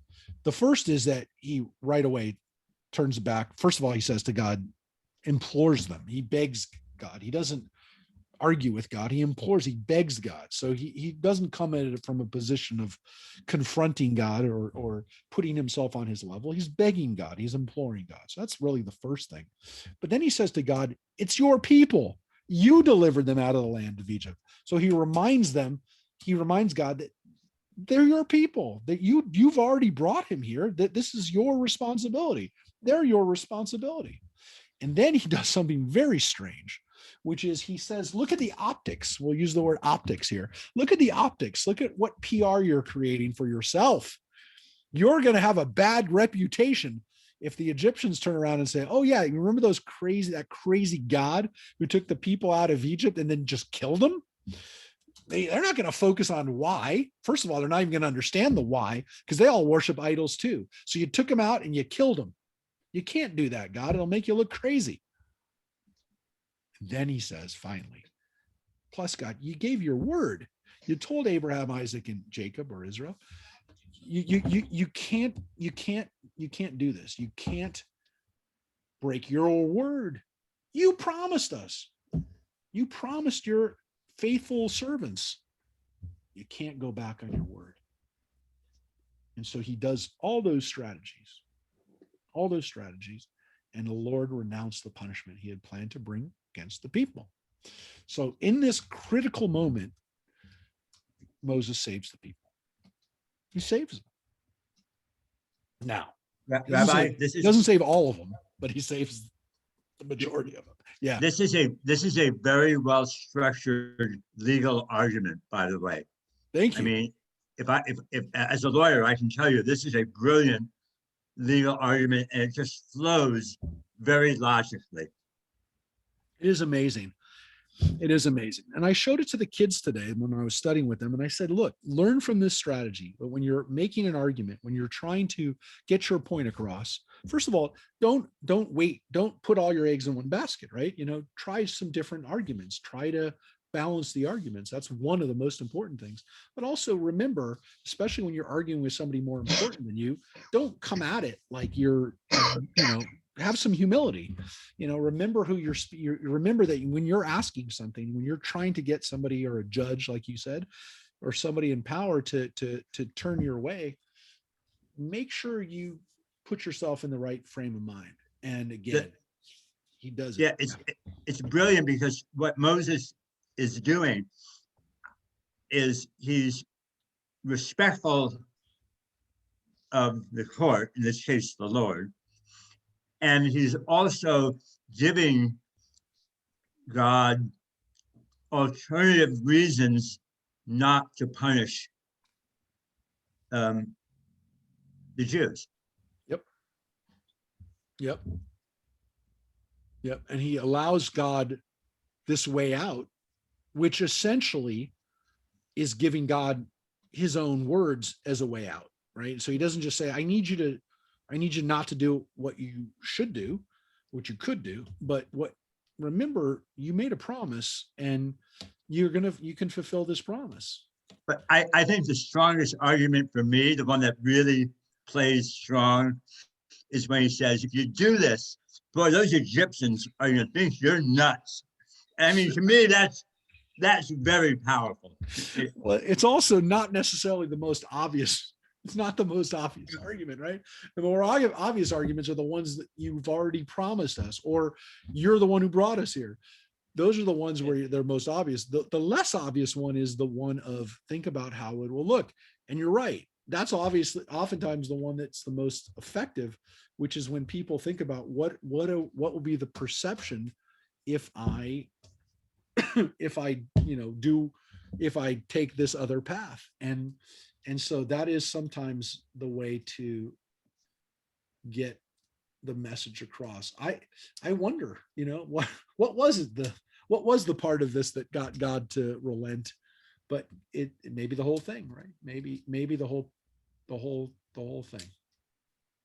And God doesn't destroy us, but doesn't mean that Moses isn't incensed. And what's so interesting about it is that after Moses wins the victory for us, for the people, he doesn't celebrate. He's got the very hard work of now dealing with the people and cleaning up this mess, which is interesting because he doesn't just walk down and go, woof, I dodged a bullet on that one, which is unfortunately what most people do, what most leaders do, what most parents do when they find that they've, like when they've gone to the principal's office and figured out a way to get their kid not thrown out of school. They go, dodged a bullet. But then they don't do the hard work of making sure that that doesn't happen again. I mean, that's the obvious example, but there are a lot. There are a lot of examples of people who just don't finish the job when they come back and say, okay, how do we make sure that doesn't happen again?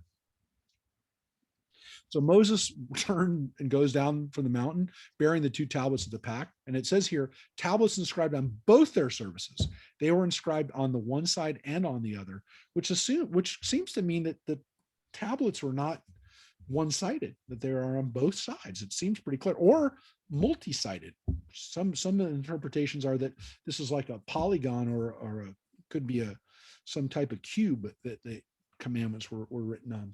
And again, maybe it's not just 10 commandments, so it needs those surfaces. It says the tablets were God's work and the writing was God's writing incised upon the tablets. And we can assume that, of course, God had very good penmanship. But more importantly, of course, as we know from the history of the world, that, God, gave Moses 3 tablets. That is not necessarily even true from the standpoint of how many sides they have, because there might have been many sides to these tablets. But the idea of Moses coming down with dice type objects is not kind of what's in our minds. It's definitely not the images from the 10 Commandments movie. Again, it doesn't say 10 commandments. So when Joshua heard the sound of the people in their boisterousness, he said to Moses, "This is the cry of war in the camp." But he answered, it's not the sound of the tune of triumph or the sound of the tune of defeat. It is the sound of a song that I hear. So Joshua wasn't there. Joshua was waiting for Moses and didn't know what was going on. He hears the sounds and Moses knows what's happened. And he said, Joshua, that's not what you heard. As soon as Moses came near the camp and saw the calf and the dancing, and by the way, here the word is macholot, which is the word for dancing. The other place it said letzachek, which means to play. So I will tell you that there is a word for dance. There's also a word rakod or roked, which is the more modern word for dance. But machol is the word for dance in the Bible. It's a different word. He became enraged and he hurled the tablets from his hands and he shattered them at the foot of the mountain. He took the calf that they made and burned it, and he ground it into powder and strewed it upon the water, and so made the Israelites drink it. Moses said to Aaron, "What did this people do to you that you have brought such a great sin upon them?" And notice what Moses says to Aaron. What did the people do to you? Now, he knows right away that this wasn't Aaron's idea. He doesn't accuse Aaron of doing it. But he does put the blame on Aaron right away as well, though, when he says to them that you have brought such a sin upon them. So he recognizes that Aaron may not have been the initiator of it, but that he also didn't do what he should have done. Aaron said, let not my Lord be enraged. You know that this people is bent on evil. So it's right away. Don't get mad at me. And by the way, notice what he calls him. He says, Lord. He calls his brother, his younger brother, Lord. Not God, lowercase l, Lord, sir. You know, sir. They said to me, make us a God to lead us. For that man, Moses, which he repeated their words, which is they disrespected him, who brought us from the land of Egypt, we do not know what has happened to him. So I said to them, whoever has gold, take it off. They gave it to me, and I hurled it out into the fire, and out came this calf. And this is the part, Mike, that you were speaking of. Yeah, that seems like he's lying to Moses. Yeah, which is that he didn't shape it; it just came out like that, right? Right. I put it in the fire, and it comes out a golden calf, which, by the way, seems to imply that there wasn't a lot of thought in it, which doesn't seem to be the case. So yes, he definitely spins the truth of what happened, which is they gave it to me, and I put it in the fire. So he does take some responsibility for it, but he doesn't really take full responsibility. There's the kernel of truth in there, but it definitely doesn't seem to take full responsibility. But Moses is looking at what's happening around them. And Moses saw that the people were out of control, since Aaron had let them get out of control, so that they were a menace to any who might oppose them. So Moses sees this chaos, and he knows that it's happened, and he knows that Aaron is part of it, or has been a facilitator of it, or allowed it. And Moses stood up in the gate of the camp and said, whoever is for the Lord, come here. And all the Levites, right, his tribe and Aaron's tribe, they rallied to him. He said to them, thus says the Lord, the God of Israel, each of you put sword on thigh, go back and forth from gate to gate throughout the camp, and slay brother, neighbor, and kin. The Levites did as Moses had bidden, and some 3,000 of the people fell that day. But Rabbi, explain to me why only 3,000?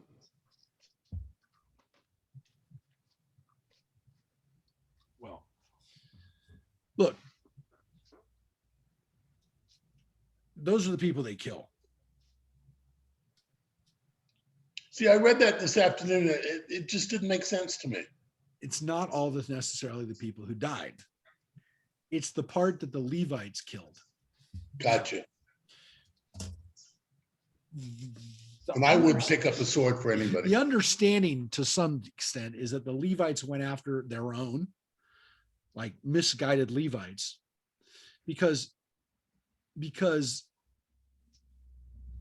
or people who are behaving like the Levites for this, for this idol. So the Levites went after either their own people who had gone bad, because it does say your son and brother. So it could be that they're renegade Levites, or it could have been the people that were behaving like Levites that day with the idol, who are essentially like priests to this idol. So they're going after the ringleaders of it. So those are the people that they're going to kill. That's not all the people that die. Remember that. The next day, Moses said to the people, you have been guilty of a great sin. Yet I will now go up to the Lord. Perhaps I may win forgiveness for your sin. Which was weird, because it seems like he already did that. Like, what's he doing again? So it almost is like, you could say maybe there's another version of the story here, but regardless, Moses, you can make the argument, is trying to figure out, did I do enough? Am I doing the right thing and trying to fix this? And so it says, Moses went back to the Lord and said, alas, this people is guilty of a great sin in making for themselves a god of gold. Now, the reason that I say it might be a different author is because in this version of the story, it doesn't seem like God knows about it. again, it could be that he simply is repeating what we already know. So it can be read either way. But here Moses does something again, which seems either redundant or slightly different, which is that, well, let's look at it. If you forgive their sin, well and good. But if not, erase me from the record which you have written. But the Lord said to Moses, he who has sinned against me, him only will I erase from my record. And this is where Moses basically says, if you're going to kill anybody, kill me, which is a pretty heavy duty thing.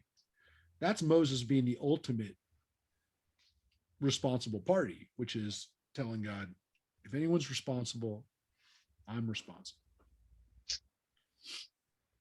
And God says, no, only the people responsible. I'm going to hold responsible. Go now, lead the people where I told you. See, my angel shall go before you. But when I make an accounting, I will bring them to account for their sins. So they're not off the hook. Then the Lord sent a plague upon the people for what they did with the calf that Aaron made. And so that part people forget. They remember the war of the Levites, the rampage. They forget there's a plague. And that is this accounting, the punishment, if you will. So there is a plague, and people assumedly died after that. Not assumedly, we know it. We read later on in the Bible that people died at this point. Anybody have any questions? Well, the next chapter begins. Then the Lord said to Moses, set out from here, you and the people that you have brought up from the land of Egypt to the land which I swore to Abraham and Isaac to give to you. Does anybody have any questions? Anybody? No? Well, one of the obvious questions, what happened to Aaron? Anybody want to speculate what happens to Aaron after this?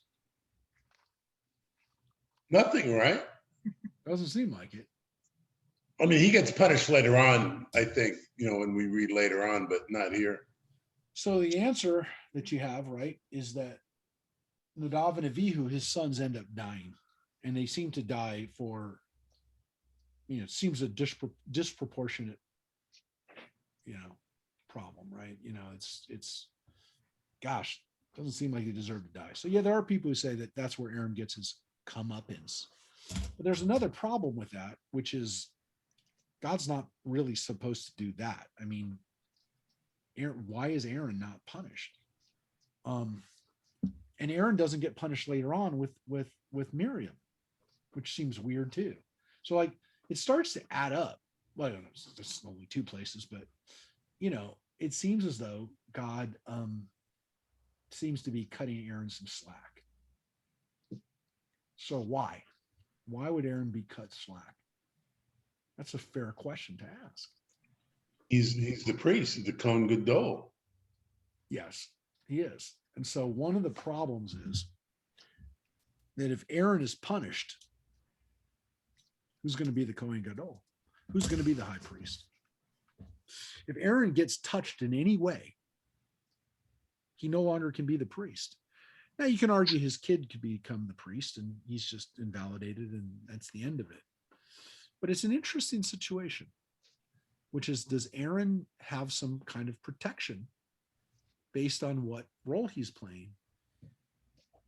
It's a weird issue. To further the story. It's a weird issue. Does that mean Aaron was a made man? about as made as you can get. Yeah, there seems to be a very weird thing there. And again, look, what do you do, right? When Moses retells the story in Deuteronomy, he kind of takes the blame away from Aaron completely when he retells the story. You can make the argument that, he doesn't want to make his brother look bad. But there's an interesting thing here, which seems to be at play. which is for what it's worth, I'll offer this piece of historical, I don't know if it's evidence, but belief, if you will, or historical probability, if you will. It's Aaron's descendants that wrote this section of the Torah. Oh my God, yes. And so Aaron's family doesn't want him to come across looking like he's completely a deviant. And this is an issue, which is that Aaron is not going to ever really get in trouble. It's possible that that's because, again, this section, like much of the Torah, is written by the priests themselves. I thought Moses wrote this. Rabbi, what Yes. if Aaron, I give him the benefit of the doubt. What if has this large group of people, they're getting out of control, Moses isn't there, and he just has to, sort of keep things from falling apart completely. So he just says, hey, throw some gold, and that'll keep everyone calm for a while. I'm really speculating, but he can have a very unruly mob on his hand. If that's the case, he's a poor leader. Yeah, but you can make the argument that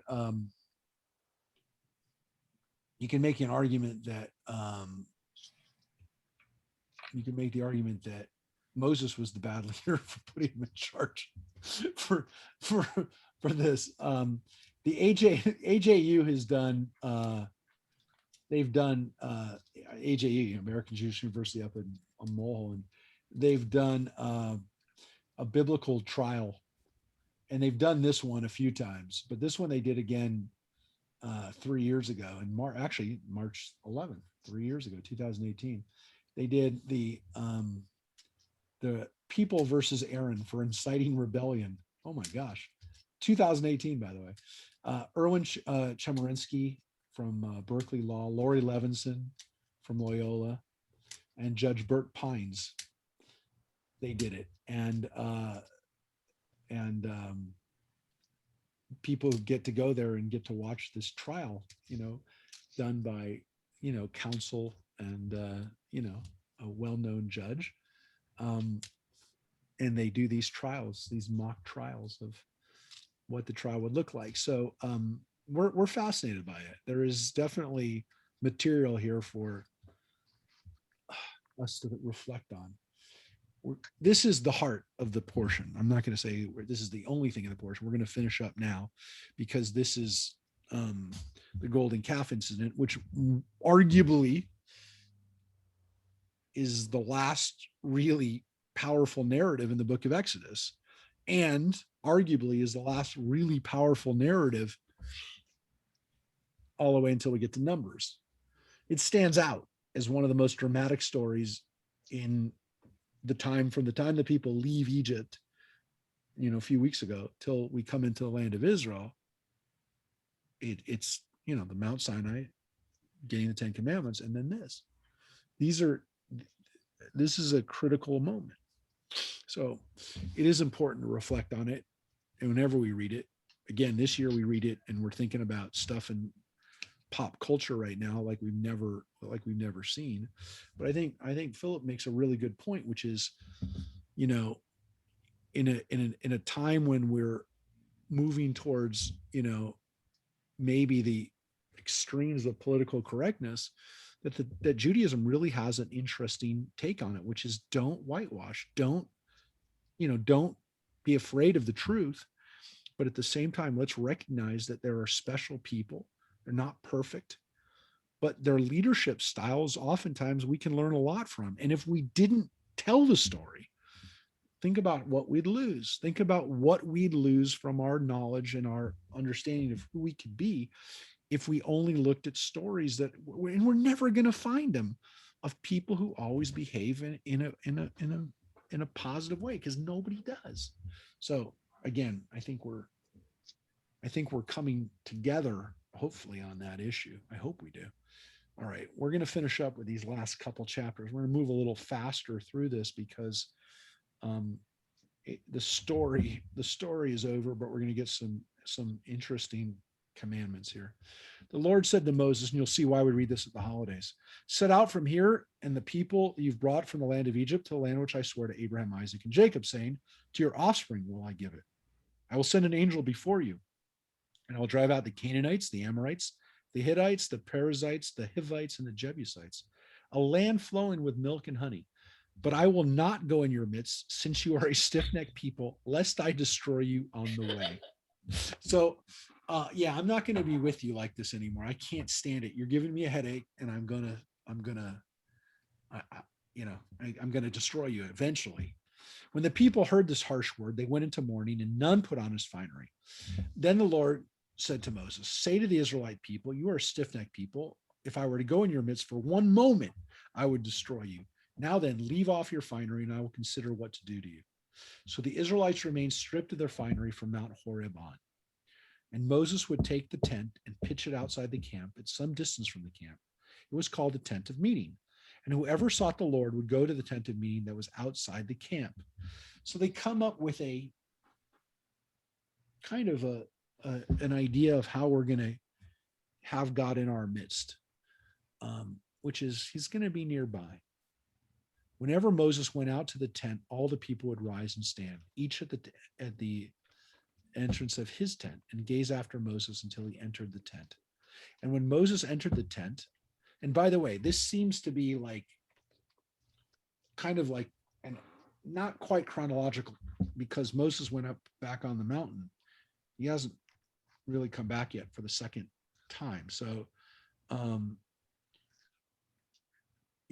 this is Moses being told, kind of imagining what's going to happen. It's a little difficult to follow, I will say that. So, because it says that they did this, it's not easy chronology here. I will say that. So when Moses entered the tent, the pillar of cloud would descend and stand at the entrance of the tent while he spoke with Moses. So that's where God would be. When all the people saw the pillar of the cloud poised at the entrance of the tent, all the people would rise and bow low, each at the entrance of his tent. The Lord would speak to Moses face to face as one man speaks to another, and he would then return to the camp. But his attendant, Joshua, son of Nun, a youth, would not stir out of the tent. So Joshua was there with him, and was pretty close. Moses said to the Lord, see, you say to me, lead this people forward, but you have not made known to me with whom you will send with me. Further, you have said, I've singled you out by name, and you have indeed gained my favor. Now, if I've truly gained your favor, pray let me know your ways, that I may know you and continue in your favor. Consider too, this nation is your people. And he said, I will go in the lead and I will lighten your burden. So Moses says to God, you got to help out. I can't do this by myself. And God says, yeah, you won't be by yourself. And he said to God, unless you go in the lead, do not make us leave this place. For how shall it be known that your people have gained your favor unless you go with us, so that we may be distinguished, your people and I, from every people on the face of the earth? And the Lord said to Moses, I will do this thing that you have asked, for you have truly gained my favor, and I have singled you out by name. So he convinces God to stay with them and to still be, not leave me alone with the people. So God says, I don't want to be with them. I'm going to kill them. And Moses says, no, you got to stay with them. I can't do this alone. And so God says, okay, right. I'm going to stay there. I'll be nearby. And then Moses pushes it. Moses behaves like everybody else, because all the people want to do is see God. And Moses, who's talking to God, to God's presence, says, I want more. I want more. I need to see you.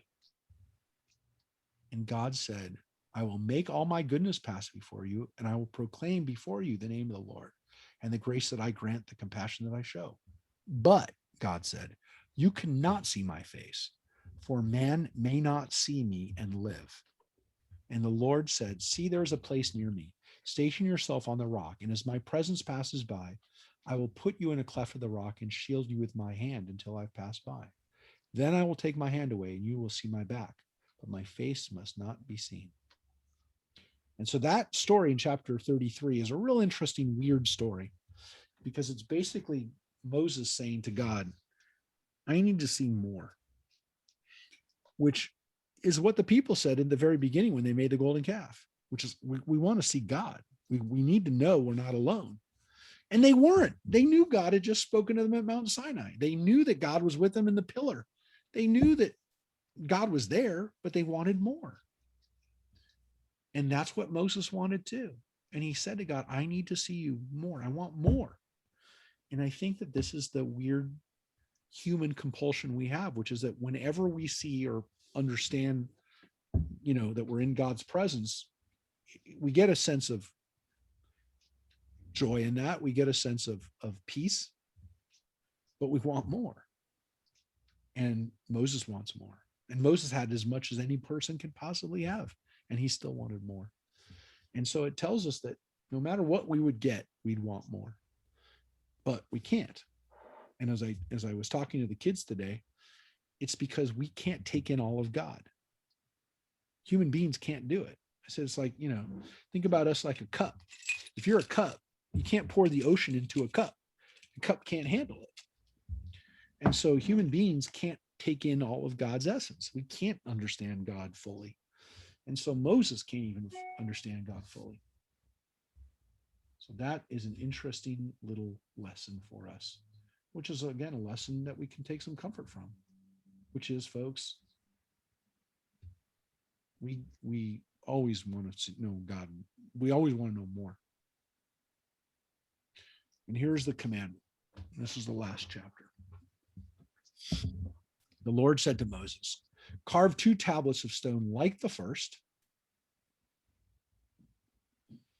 and I will inscribe upon the tablets the words that were on the first tablets, which you shattered, which, by the way, doesn't seem like a good thing. I didn't tell you to shatter them. Who told you to shatter my commandments? So I always found that to be kind of an interesting, little, I didn't tell you to do that. You shattered them. That was your drama. Okay, so be ready by morning, and in the morning come up to Mount Sinai and present yourself to me on the top of the mountain. No one else shall come up with you, and no one else shall be seen anywhere on the mountain. Neither shall the flocks and the herds graze at the foot of this mountain. So Moses carved 2 tablets of stone like the first, and early in the morning he went up onto Mount Sinai, as the Lord commanded him, taking the 2 stone tablets with him. So Moses does a little bit of the work, but God's still going to do the writing, but he's got to bring his own commandments, because I ain't bringing you another set of commandments. You destroyed those commandments, and you're now going to have to bring your own commandments. I'll fill them out for you, but I'm not bringing them. I'm not making you new tablets. The Lord came down in a cloud. He stood with him there and proclaimed the name Lord. And the Lord passed before him and proclaimed the Lord, Adonai, Adonai, El Rachum v'Chanun, Erach Apayim v'Rav Chesed v'Emet, Notzer Chesed la'alafim. You know that from the high holiday services. When you open up the ark and we say the Lord is a compassionate God and gracious, slow to anger, abounding in kindness and faithfulness, extending kindness to the 1000th generation, forgiving iniquity, transgression, and sin. Yet he does not remit all punishment, but visits the iniquity upon children and children's children up to the 3rd and 4th generation. Interestingly, that part doesn't make it on. It's not the last part of it that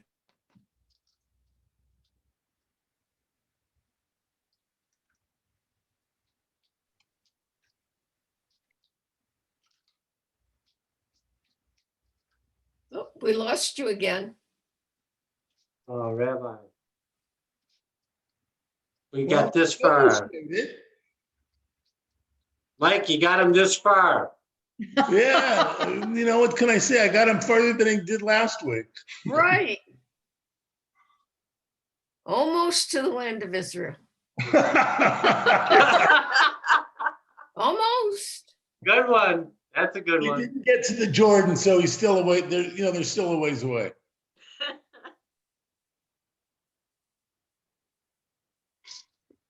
Hi, guys. I see everybody. See you too. Love you. Love you. Thank you. Love you.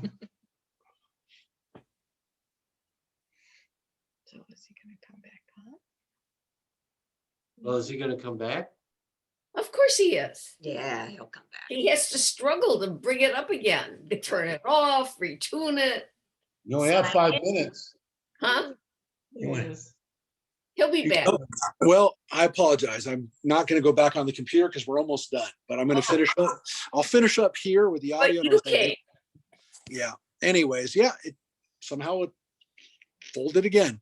Anyways, so we don't use that last part in the high holidays. We don't say visits the iniquity on parents and children because again, that part we don't feel very comfortable with. And quite frankly, later on in the Bible, it says that God will not visit the sins of the parents on the Right. children. On the children. So we have we have amended that. And we don't say it at high holidays. We say that God is forgiving and forgiving to the 1,000th generation. And it says that Moses hastened to bow low to the ground in homage and said, if I have gained favor, O Lord, pray let the Lord go in our midst, even though this is a stiff-necked people, pardon our iniquity and our sin and take us for your own. He said, I hereby make a covenant before all your people. I will work such wonders as have not been wrought on all the earth or in any nation, and all the people who are with you shall see how awesome are the Lord's deeds, which I will perform for you. Mark well what I command you this day. I will drive out before you the Amorites, the Canaanites, the Hittites, the Perizzites, and the Hivites, and the Jebusites. And beware of making a covenant with the inhabitants of the land which you are advancing, lest they be a snare in your midst. No, you must tear down their altars, smash their pillars, and cut down their sacred posts. For you must not worship any other God, because the Lord, whose name is impassioned, is an impassioned God, or a zealous God, or a jealous God. And we just heard, you're making idols. Don't inherit the idols from the Canaanites. That's going to be a problem for you. You must not make a covenant with the inhabitants of the land, for they will lust after their gods and sacrifice to their gods and invite you, and you eat of their sacrifices. And when you take wives from among their daughters for your sons, their daughters will lust after their gods and will cause your sons to lust after their gods. So that's the problem, right? Is that you're going to marry them and they're going to make you all messed up. And here we have the line specifically. Don't make molten gods for yourself. So, Mike, that gets back to that original issue. Is it any kind of God? Can I make this kind of God? No kind of God. And definitely don't make molten gods. That's for sure. Because we just read about that. And it says Elohe Masachet, which is the word for molten God. A God that you made from solid metal, if you will. Don't make it if you needed any clarification. On the other hand, do these kind of good things, including what you'll do in 3 or so weeks from now. Make yourself some unleavened bread. Have a feast. Eat unleavened bread for 7 days, as I've commanded you. So you got to eat matzah. That's the thing. Can you just not eat chametz? Yeah, maybe, but you're supposed to eat matzah every day, a little bit. And I'm telling you, I don't like it, but it says you're supposed to eat it during the time of Passover. And set this time of Aviv, or in the month of Aviv, you went forth from Egypt. Well, there's a good reason to do it, because again, it doesn't say anything here about the Passover sacrifice, but it does say the unleavened bread reminds us of leaving Egypt. Every first issue of the womb is mine, from all your livestock that drop a male or a firstling, whether cattle or sheep. But the firstling of an ass you shall redeem with a sheep. If you did not redeem it, you must break its neck, and you must redeem every firstborn among your sons. None shall appear before me empty-handed, which is the law of Pidyon Haben again, which is that the firstborn sons need to be redeemed from the priests. 6 days, again, you shall work laws of Shabbat. But on the 7th day, you shall cease from labor. You shall cease from labor even at plowing and harvest time. So don't come to me with, yeah, but it's harvest season. Nope, not even then. You shall observe the Feast of Weeks, of the first fruits of the wheat harvest, and the Feast of Ingathering at the turn of the year. So in addition to Passover, you have these other harvest holidays, which is the Feast of Weeks, Shavuot, and then later on Sukkot, which is at the turn of the year, which is interesting because there it says the turn of the year. 3 times a year shall your males appear before the sovereign Lord, the God of Israel. I will drive out the nations from your path and enlarge your territory. No one will covet your land when you go up to appear before the Lord your God 3 times a year. So those times a year will be safe for you. You'll be safe when you go up at that time. You shall not offer the blood of my sacrifice with anything leavened. That's a gluten-free offering. It is a gluten-free. Actually, it's not necessarily gluten-free. And this because matzah is not essentially gluten-free. You can get gluten-free matzah, but it's not automatically.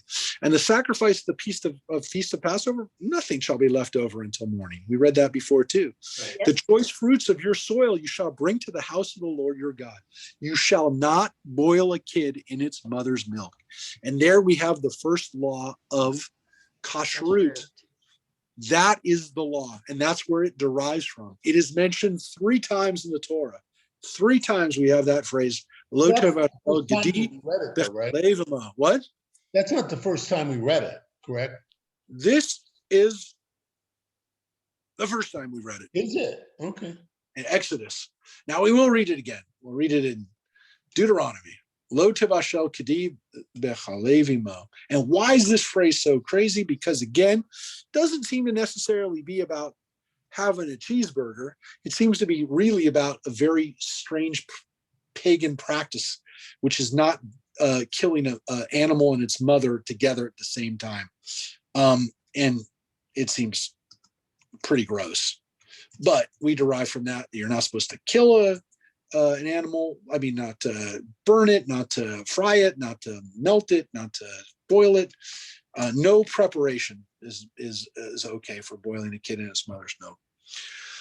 And the Lord said to Moses, write down these commandments, for in accordance with these commandments, I make a covenant with you and with Israel. And he was there with the Lord 40 days and 40 nights. He ate no bread and drank no water. And he wrote down the tablets, the terms of the covenant, the 10 commandments. Now here we have this word, the 10 commandments. And it's not here until this point where we get this phrase, the 10 commandments. Yeah, but that's not the same as the before. tablets, though. What? It's not the same as the tablets.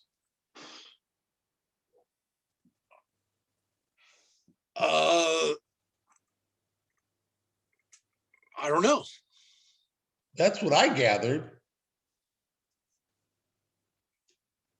I don't know. It definitely doesn't seem to be. It doesn't seem to be here necessarily the same place where the same way we've got it. The way it's described earlier. It says the covenant and the 10 commandments. So the whole thing is there on these tablets. You can make the argument that it is actually a description of something beyond that. That is fair to say. The covenant and it's the whole pact, the whole promise to the Jewish people. Yep, you can make that argument that that's what is initiated here. And it says, this is the really interesting end of this story. And unfortunately, people forget this part because it's very, very important, but no one really knows what to make with it. And then we just forget it. We put it out of our head because it's so weird in a way. Moses came down from Mount Sinai, and as Moses came down from the mountain bearing the 2 tablets of the pact, Moses was not aware that the skin of his face was radiant, since he had spoken with him. And of course, he didn't just speak with him. He got to see God's back, if you will. He got to see God like no one's ever seen God. Aaron and all the Israelites saw the skin of Moses' face was radiant, and they shrank from coming near him. But Moses called to them, and Aaron and all the chieftains in the assembly returned to him, and Moses spoke to them. Afterward, all the Israelites came near, and he instructed them concerning all that the Lord had imparted on him on Mount Sinai. And when Moses had finished speaking with them, he put a veil over his face. And whenever Moses went in before the Lord to speak with him, he would leave the veil off until he came out. And when he came out and told the Israelites what he had commanded, the Israelites would see how radiant the skin of Moses' face was. Moses would then put the veil back over his face until he went in to speak with him, which means that every time that Moses was seen by the people from that time on, he had a veil over his face.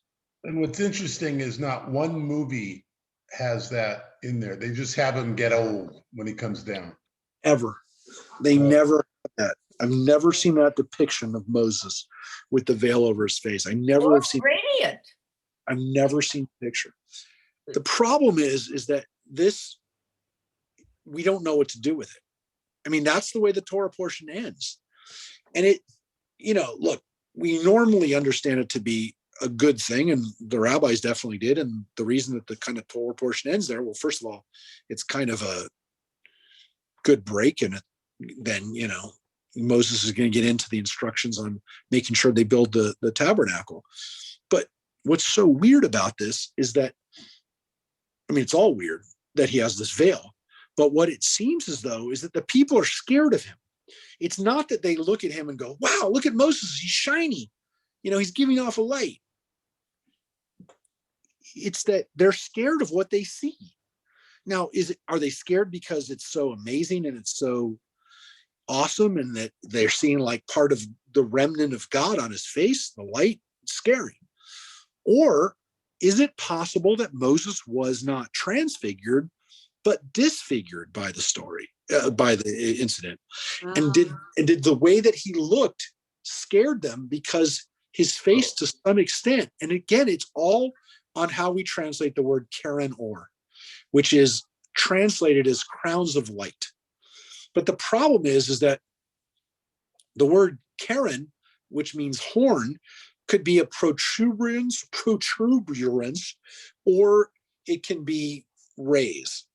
Now, look, my friends, Michelangelo took that to be literally horns, which is why Moses' statue had horns, and where we got the origin of this idea that Jews had horns, because Moses depicted with horns, with Karen or, which would be horns of light, because the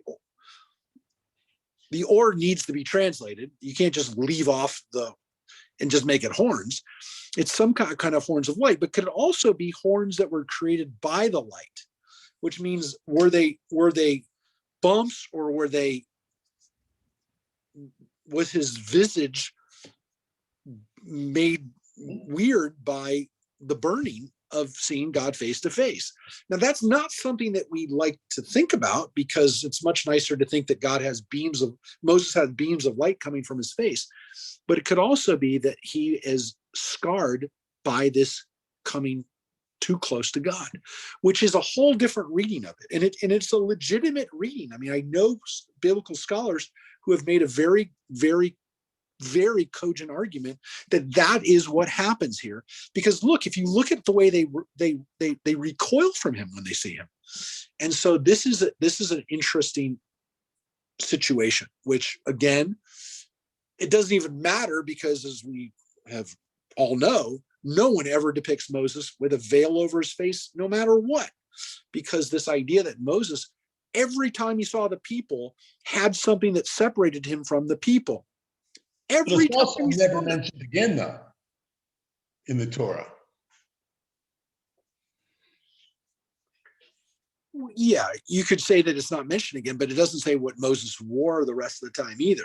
I mean, yes, it is fair to say that perhaps it's a focal point of one author. I mean, that's kind of what I would take away from that, by the way, Mike. If we said, why is it not mentioned anywhere else, you could make that argument. However, I will tell you that it doesn't even matter, because most people don't even know that it happens. And what's so interesting about it is this veil that he wears is very reminiscent of another veil. And that is the curtain that separates the altar, in the Mishkan, inside the tabernacle, what separates the Holy of Holies from the rest of the sacred area. That there's a curtain that separates it. And this veil is very much like the curtain. It is a partition between Moses and the people, just as there's a partition between the Holy of Holies and the rest of this area. And it's something that, again, like, what do we do with that? I mean, because every time we look at Moses from here on out for the next 38 years, the idea that no one ever sees his face again is astounding when we really think about it. The consequence of not being able to see your leader's face as he's talking to you, as he's leading you, that this unseen person, like, is he age? How's he aging? Does he look different? Nobody knows. How would anybody know? Or So- there's another possibility, and that is Moses behaving like God when God says, I don't want you to see my face. So Moses is doing that same thing to the people, saying, you can't see my face either. Could be. Yeah, it could be. Only over the. Yeah, I mean, they didn't tell him to put a veil over his face, but the fact that they shrink from him, or that they shy away from him, that they're afraid of him, is, maybe he doesn't want to deal with it, and that's why he does it. But yeah, it could be that he just said, you know what, you won't see my face anymore. Yeah, you're not going to see it. I'm not going to give it to you. And it could be that he says, this is all you're going to see. But it definitely does seem to be based at least partly on this reaction to him, because it doesn't say. I mean, it specifically says that he was not aware that the skin of his face was radiant. So he's not aware that he's giving off this glow or has this reaction on people until they see him. And then he decides, yeah, but you won't see me anymore. So yeah, it could be that he said, you don't deserve it, or I'm going to separate my face from you. But it is interesting that Moses is either transfigured or disfigured by this moment, and will be at least in some people's minds, for the rest of his life. And we just never talk about it. We never, ever It's deal. really sad that we don't talk about it, because it seems to be a very important part of Exodus, to me at least. I mean, it's When I tell you that most people have no idea that happens, trust me when I tell you that most people have no idea that Moses wore a veil for the last 40, most of the last 40. Everybody watches the 10 Commandments. Right. Yes, though the 10 Commandments is almost over by this point. We still have the swallowing up of Datan and the Korach scene. We still have that big scene coming up. But yeah, it is weird to think that Moses's face does come back. I mean, DeMille does make him look like his hair's turned white, right? Right. But he doesn't have anything near a reaction from the people where they recoil or they again have any. And no movie version has ever had it, because no movie version wants to have their lead not be shown for the rest of the movie. I mean, how many movies can you say that they never? I mean, I can think of a few, but there aren't many movies where the lead actor's face isn't shown. The Mandalorian. You are correct, sir. With the Mandalorian, though they eventually gave up, and They did. The last episode, you saw his face. In the last season, they took him off a few times. In the season 2, you didn't see season 2 yet then. Yeah. So season 2, they got lazy with it, which, by the way, that was, for a lot of people, I wasn't going to bring it up, that was the final cancel culture step for a lot of people too, including, again, as I said, people who are definitely more on the left said the Gina Carano incident was enough is enough. This has got to stop. So it was a very interesting article in the New Yorker by Jonathan Chait, where he basically said, how is this? How are we ever going to get out of it? Well, yeah, Rabbi, Kelly brought up a good question. What did you think of, is it Michael Shea of Saturday Night Live, his joke about COVID vaccine in Israel? Yeah, I didn't like it at all. Obviously, It's uncalled it's not true. Look, I don't think he should. I don't think he should. I don't think they should necessarily apologize for it. I think it was a bad. I think it was a bad joke. It was. Look, it perpetrates, stereotypes and myths about Israel that are, as we know, were not true. The good news is that most people came out and discussed it and, shed some light on the truth of how, absurd that statement was. But I do think that it crossed the line. But I don't know. I'm of the look. I think the statement that Gina Carano made in the first place, the Mandalorian issue we're talking about, of her throwing off Mandalorian, I think it was a bad point that she made. I think it was a false point that she made. On the other hand, it did not deserve the reaction that it got. And Jonathan Chait's article was interesting because he said this is a revisiting of the Hollywood blacklist, which I disagree with. It's also an overstatement, but he did point out that, again, you can't throw people out of work or out of business for making a weak argument, which was a weak argument. You shouldn't, anybody knows you don't make comparisons to the Holocaust unless they're really, really apt and really not going to be problematic. And I will tell you, 99% of the time, or maybe 95% of the time, it really is not a good idea for people who aren't Jewish to invoke the Holocaust to teach a lesson. I'm just telling you, it's one of those things that, it's just probably not good for somebody, to somebody who's not Black to talk about slavery in another context. It really does. You really are running a risk of not speaking from a point of view of being sensitive to your own culture. So I definitely don't think that you don't start with invoking Holocaust. So that was a mistake. But again, she didn't deserve to lose her job over it.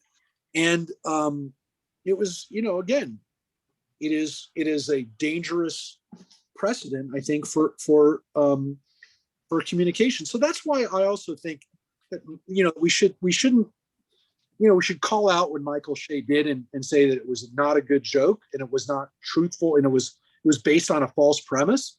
But I don't know that I want people to apologize for every bad joke they make or every stupid joke they make. Well, it puts people in the position where we can't learn, we can't change, and we can't grow, because if you make one mistake, you're canceled forever. So we don't show growth, we don't show learning, we don't show development. Yeah. And also we don't show development over history, from foundings, from slave times to now.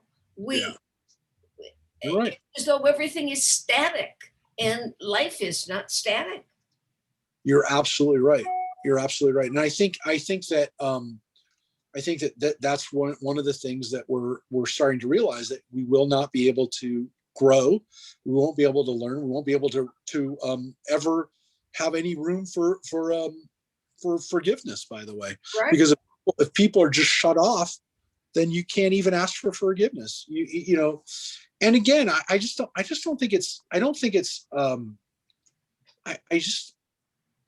I think it's going to create a situation where people are afraid to say or do anything publicly. And again, I definitely think people should, especially people in power and people who are entertainers, choose their words wisely when they're posting, because we've given them this role. But I want people to be able to make mistakes and like you said, Joyce, to grow and to learn and to interact without worrying about being done. And we're blaming people for things they did 10, 20, 30, and 40 years ago. That doesn't make sense. 200. Yeah. But I definitely will tell people, and again, I don't think that she deserved to be thrown off of Mandalorian. But, and I think it's a complete overreaction. But I also really do think that people have to be very, very careful when they invoke the Holocaust. It is very dangerous. And again, even for Jews, I don't think we should do it without being very careful and being very thoughtful about it. But man, oh man, if you're not Jewish and you start talking about the Holocaust, you better be prepared, because it is, there are other ways of, and again, they're not as dramatic, but there are other ways of getting your point across without invoking the darkest chapter in modern history. I mean, Right. it's like, why go there? I mean, step back a second, but people want to go for the big one, right? They want it. They want the big one. And so that's what they do. And they inevitably, are again, especially if they're out of their depth, Yes. they don't know what they're talking about. So again, it's a learning opportunity. It should have been a learning opportunity for her. And, I would love to see that be reversed, because I actually do like The Mandalorian. I said it before. I actually enjoy the show, and I think it's maybe the best product that Star Wars ever. I think one of the best products, in my opinion. Rogue One and Mandalorian are the two best Star Wars stuff since the beginning. And I whatever. It disappoints me that.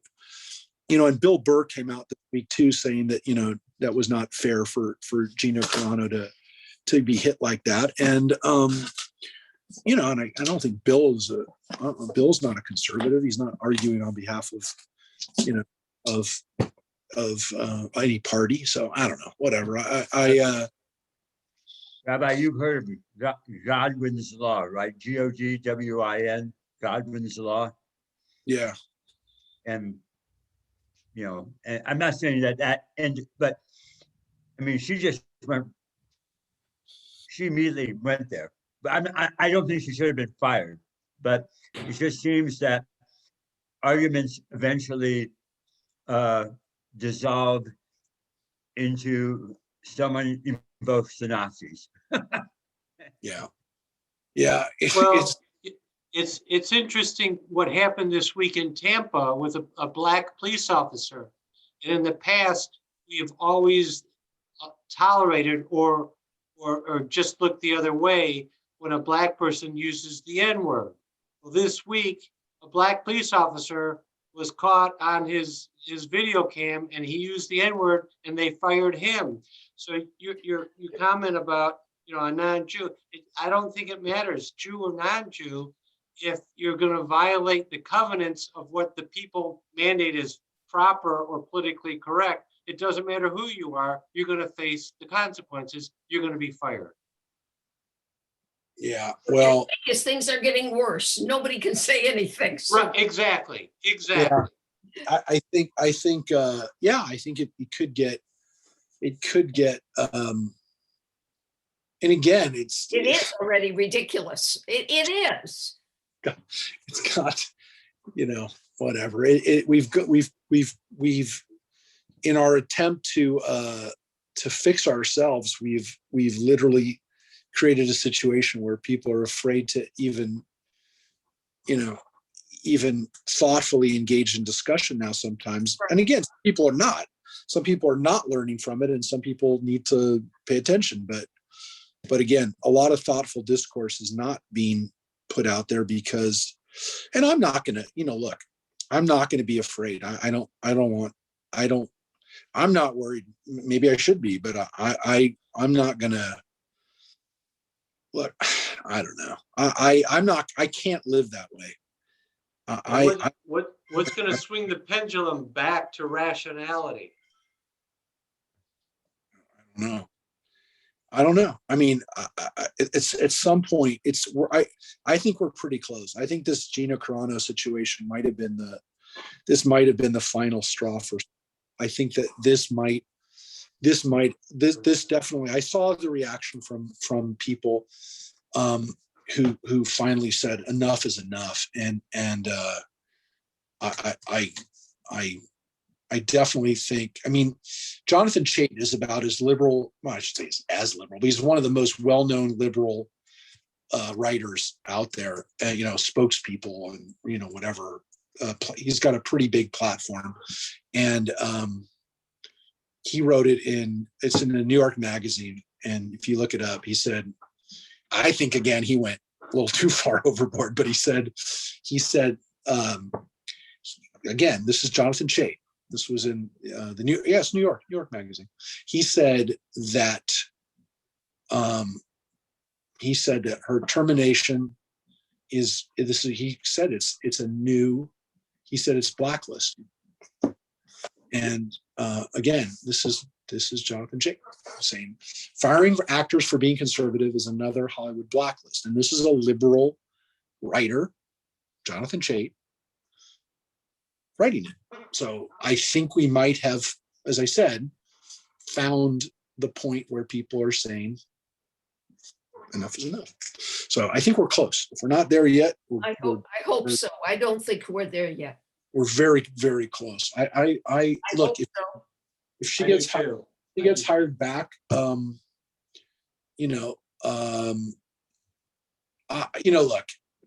I think part of the problem was that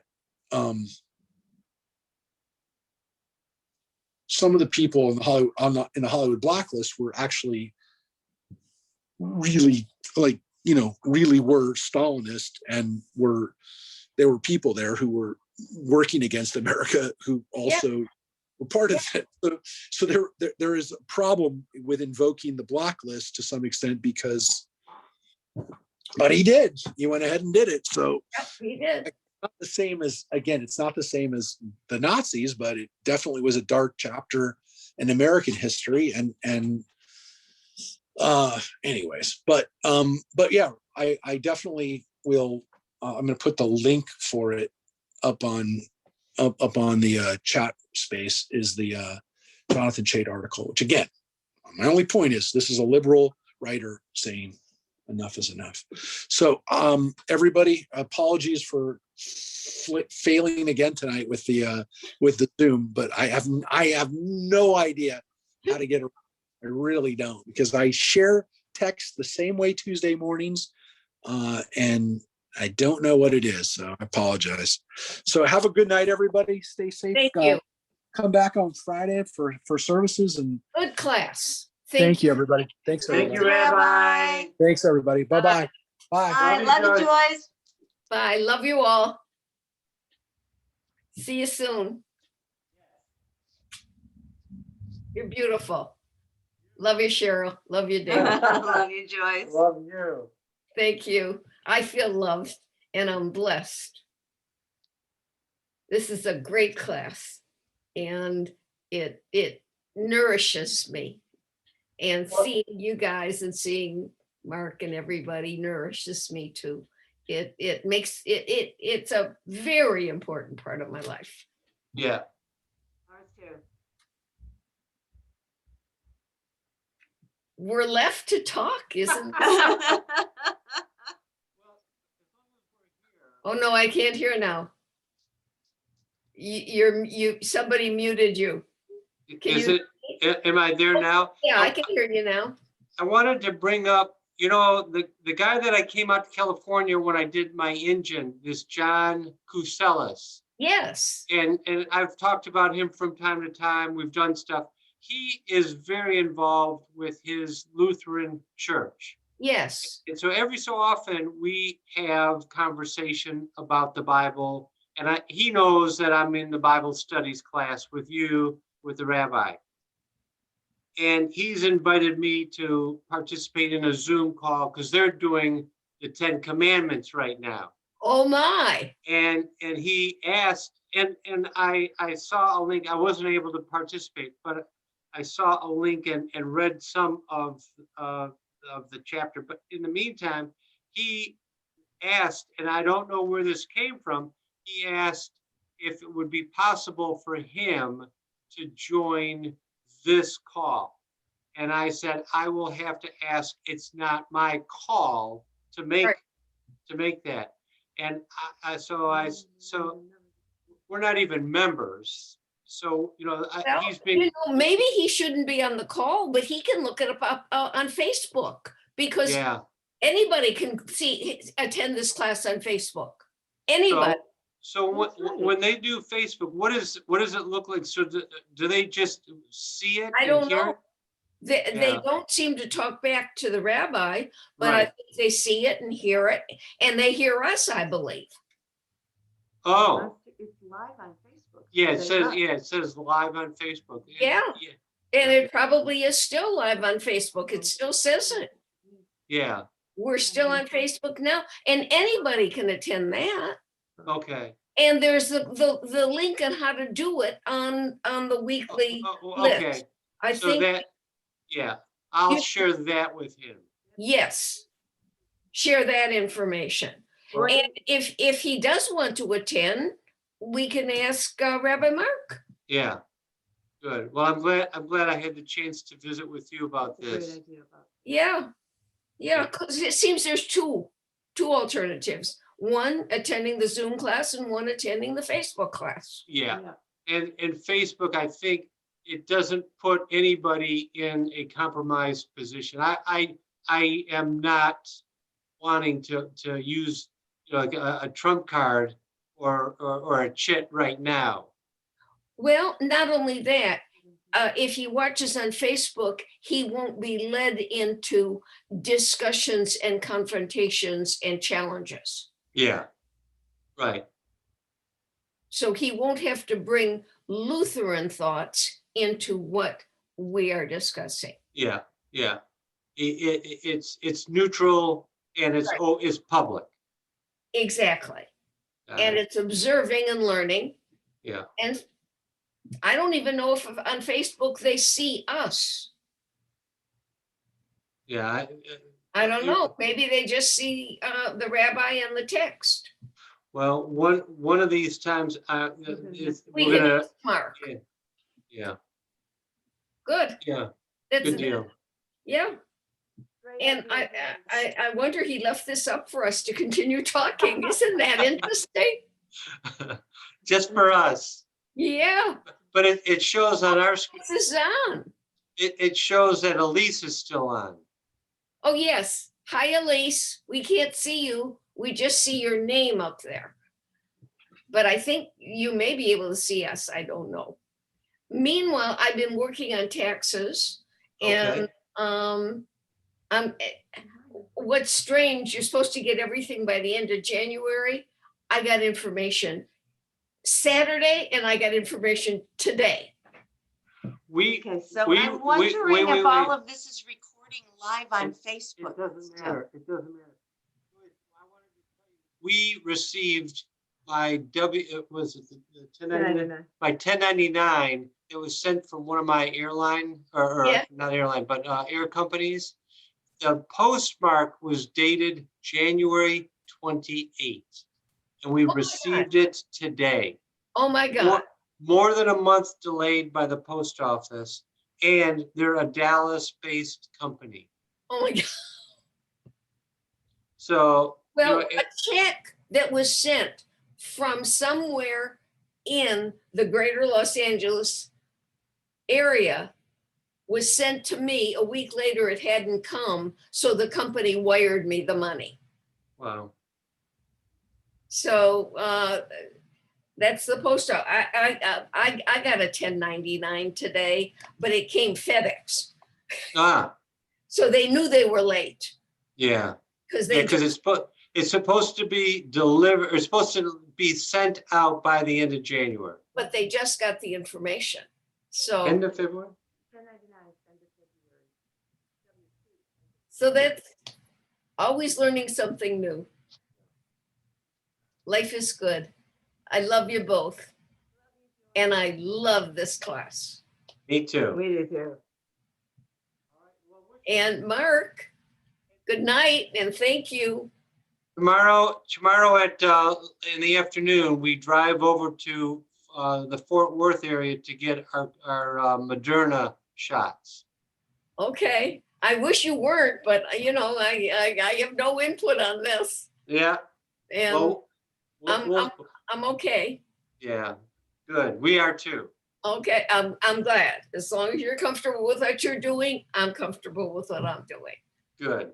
And love you both dearly. And Right. I'm done because I'm tired.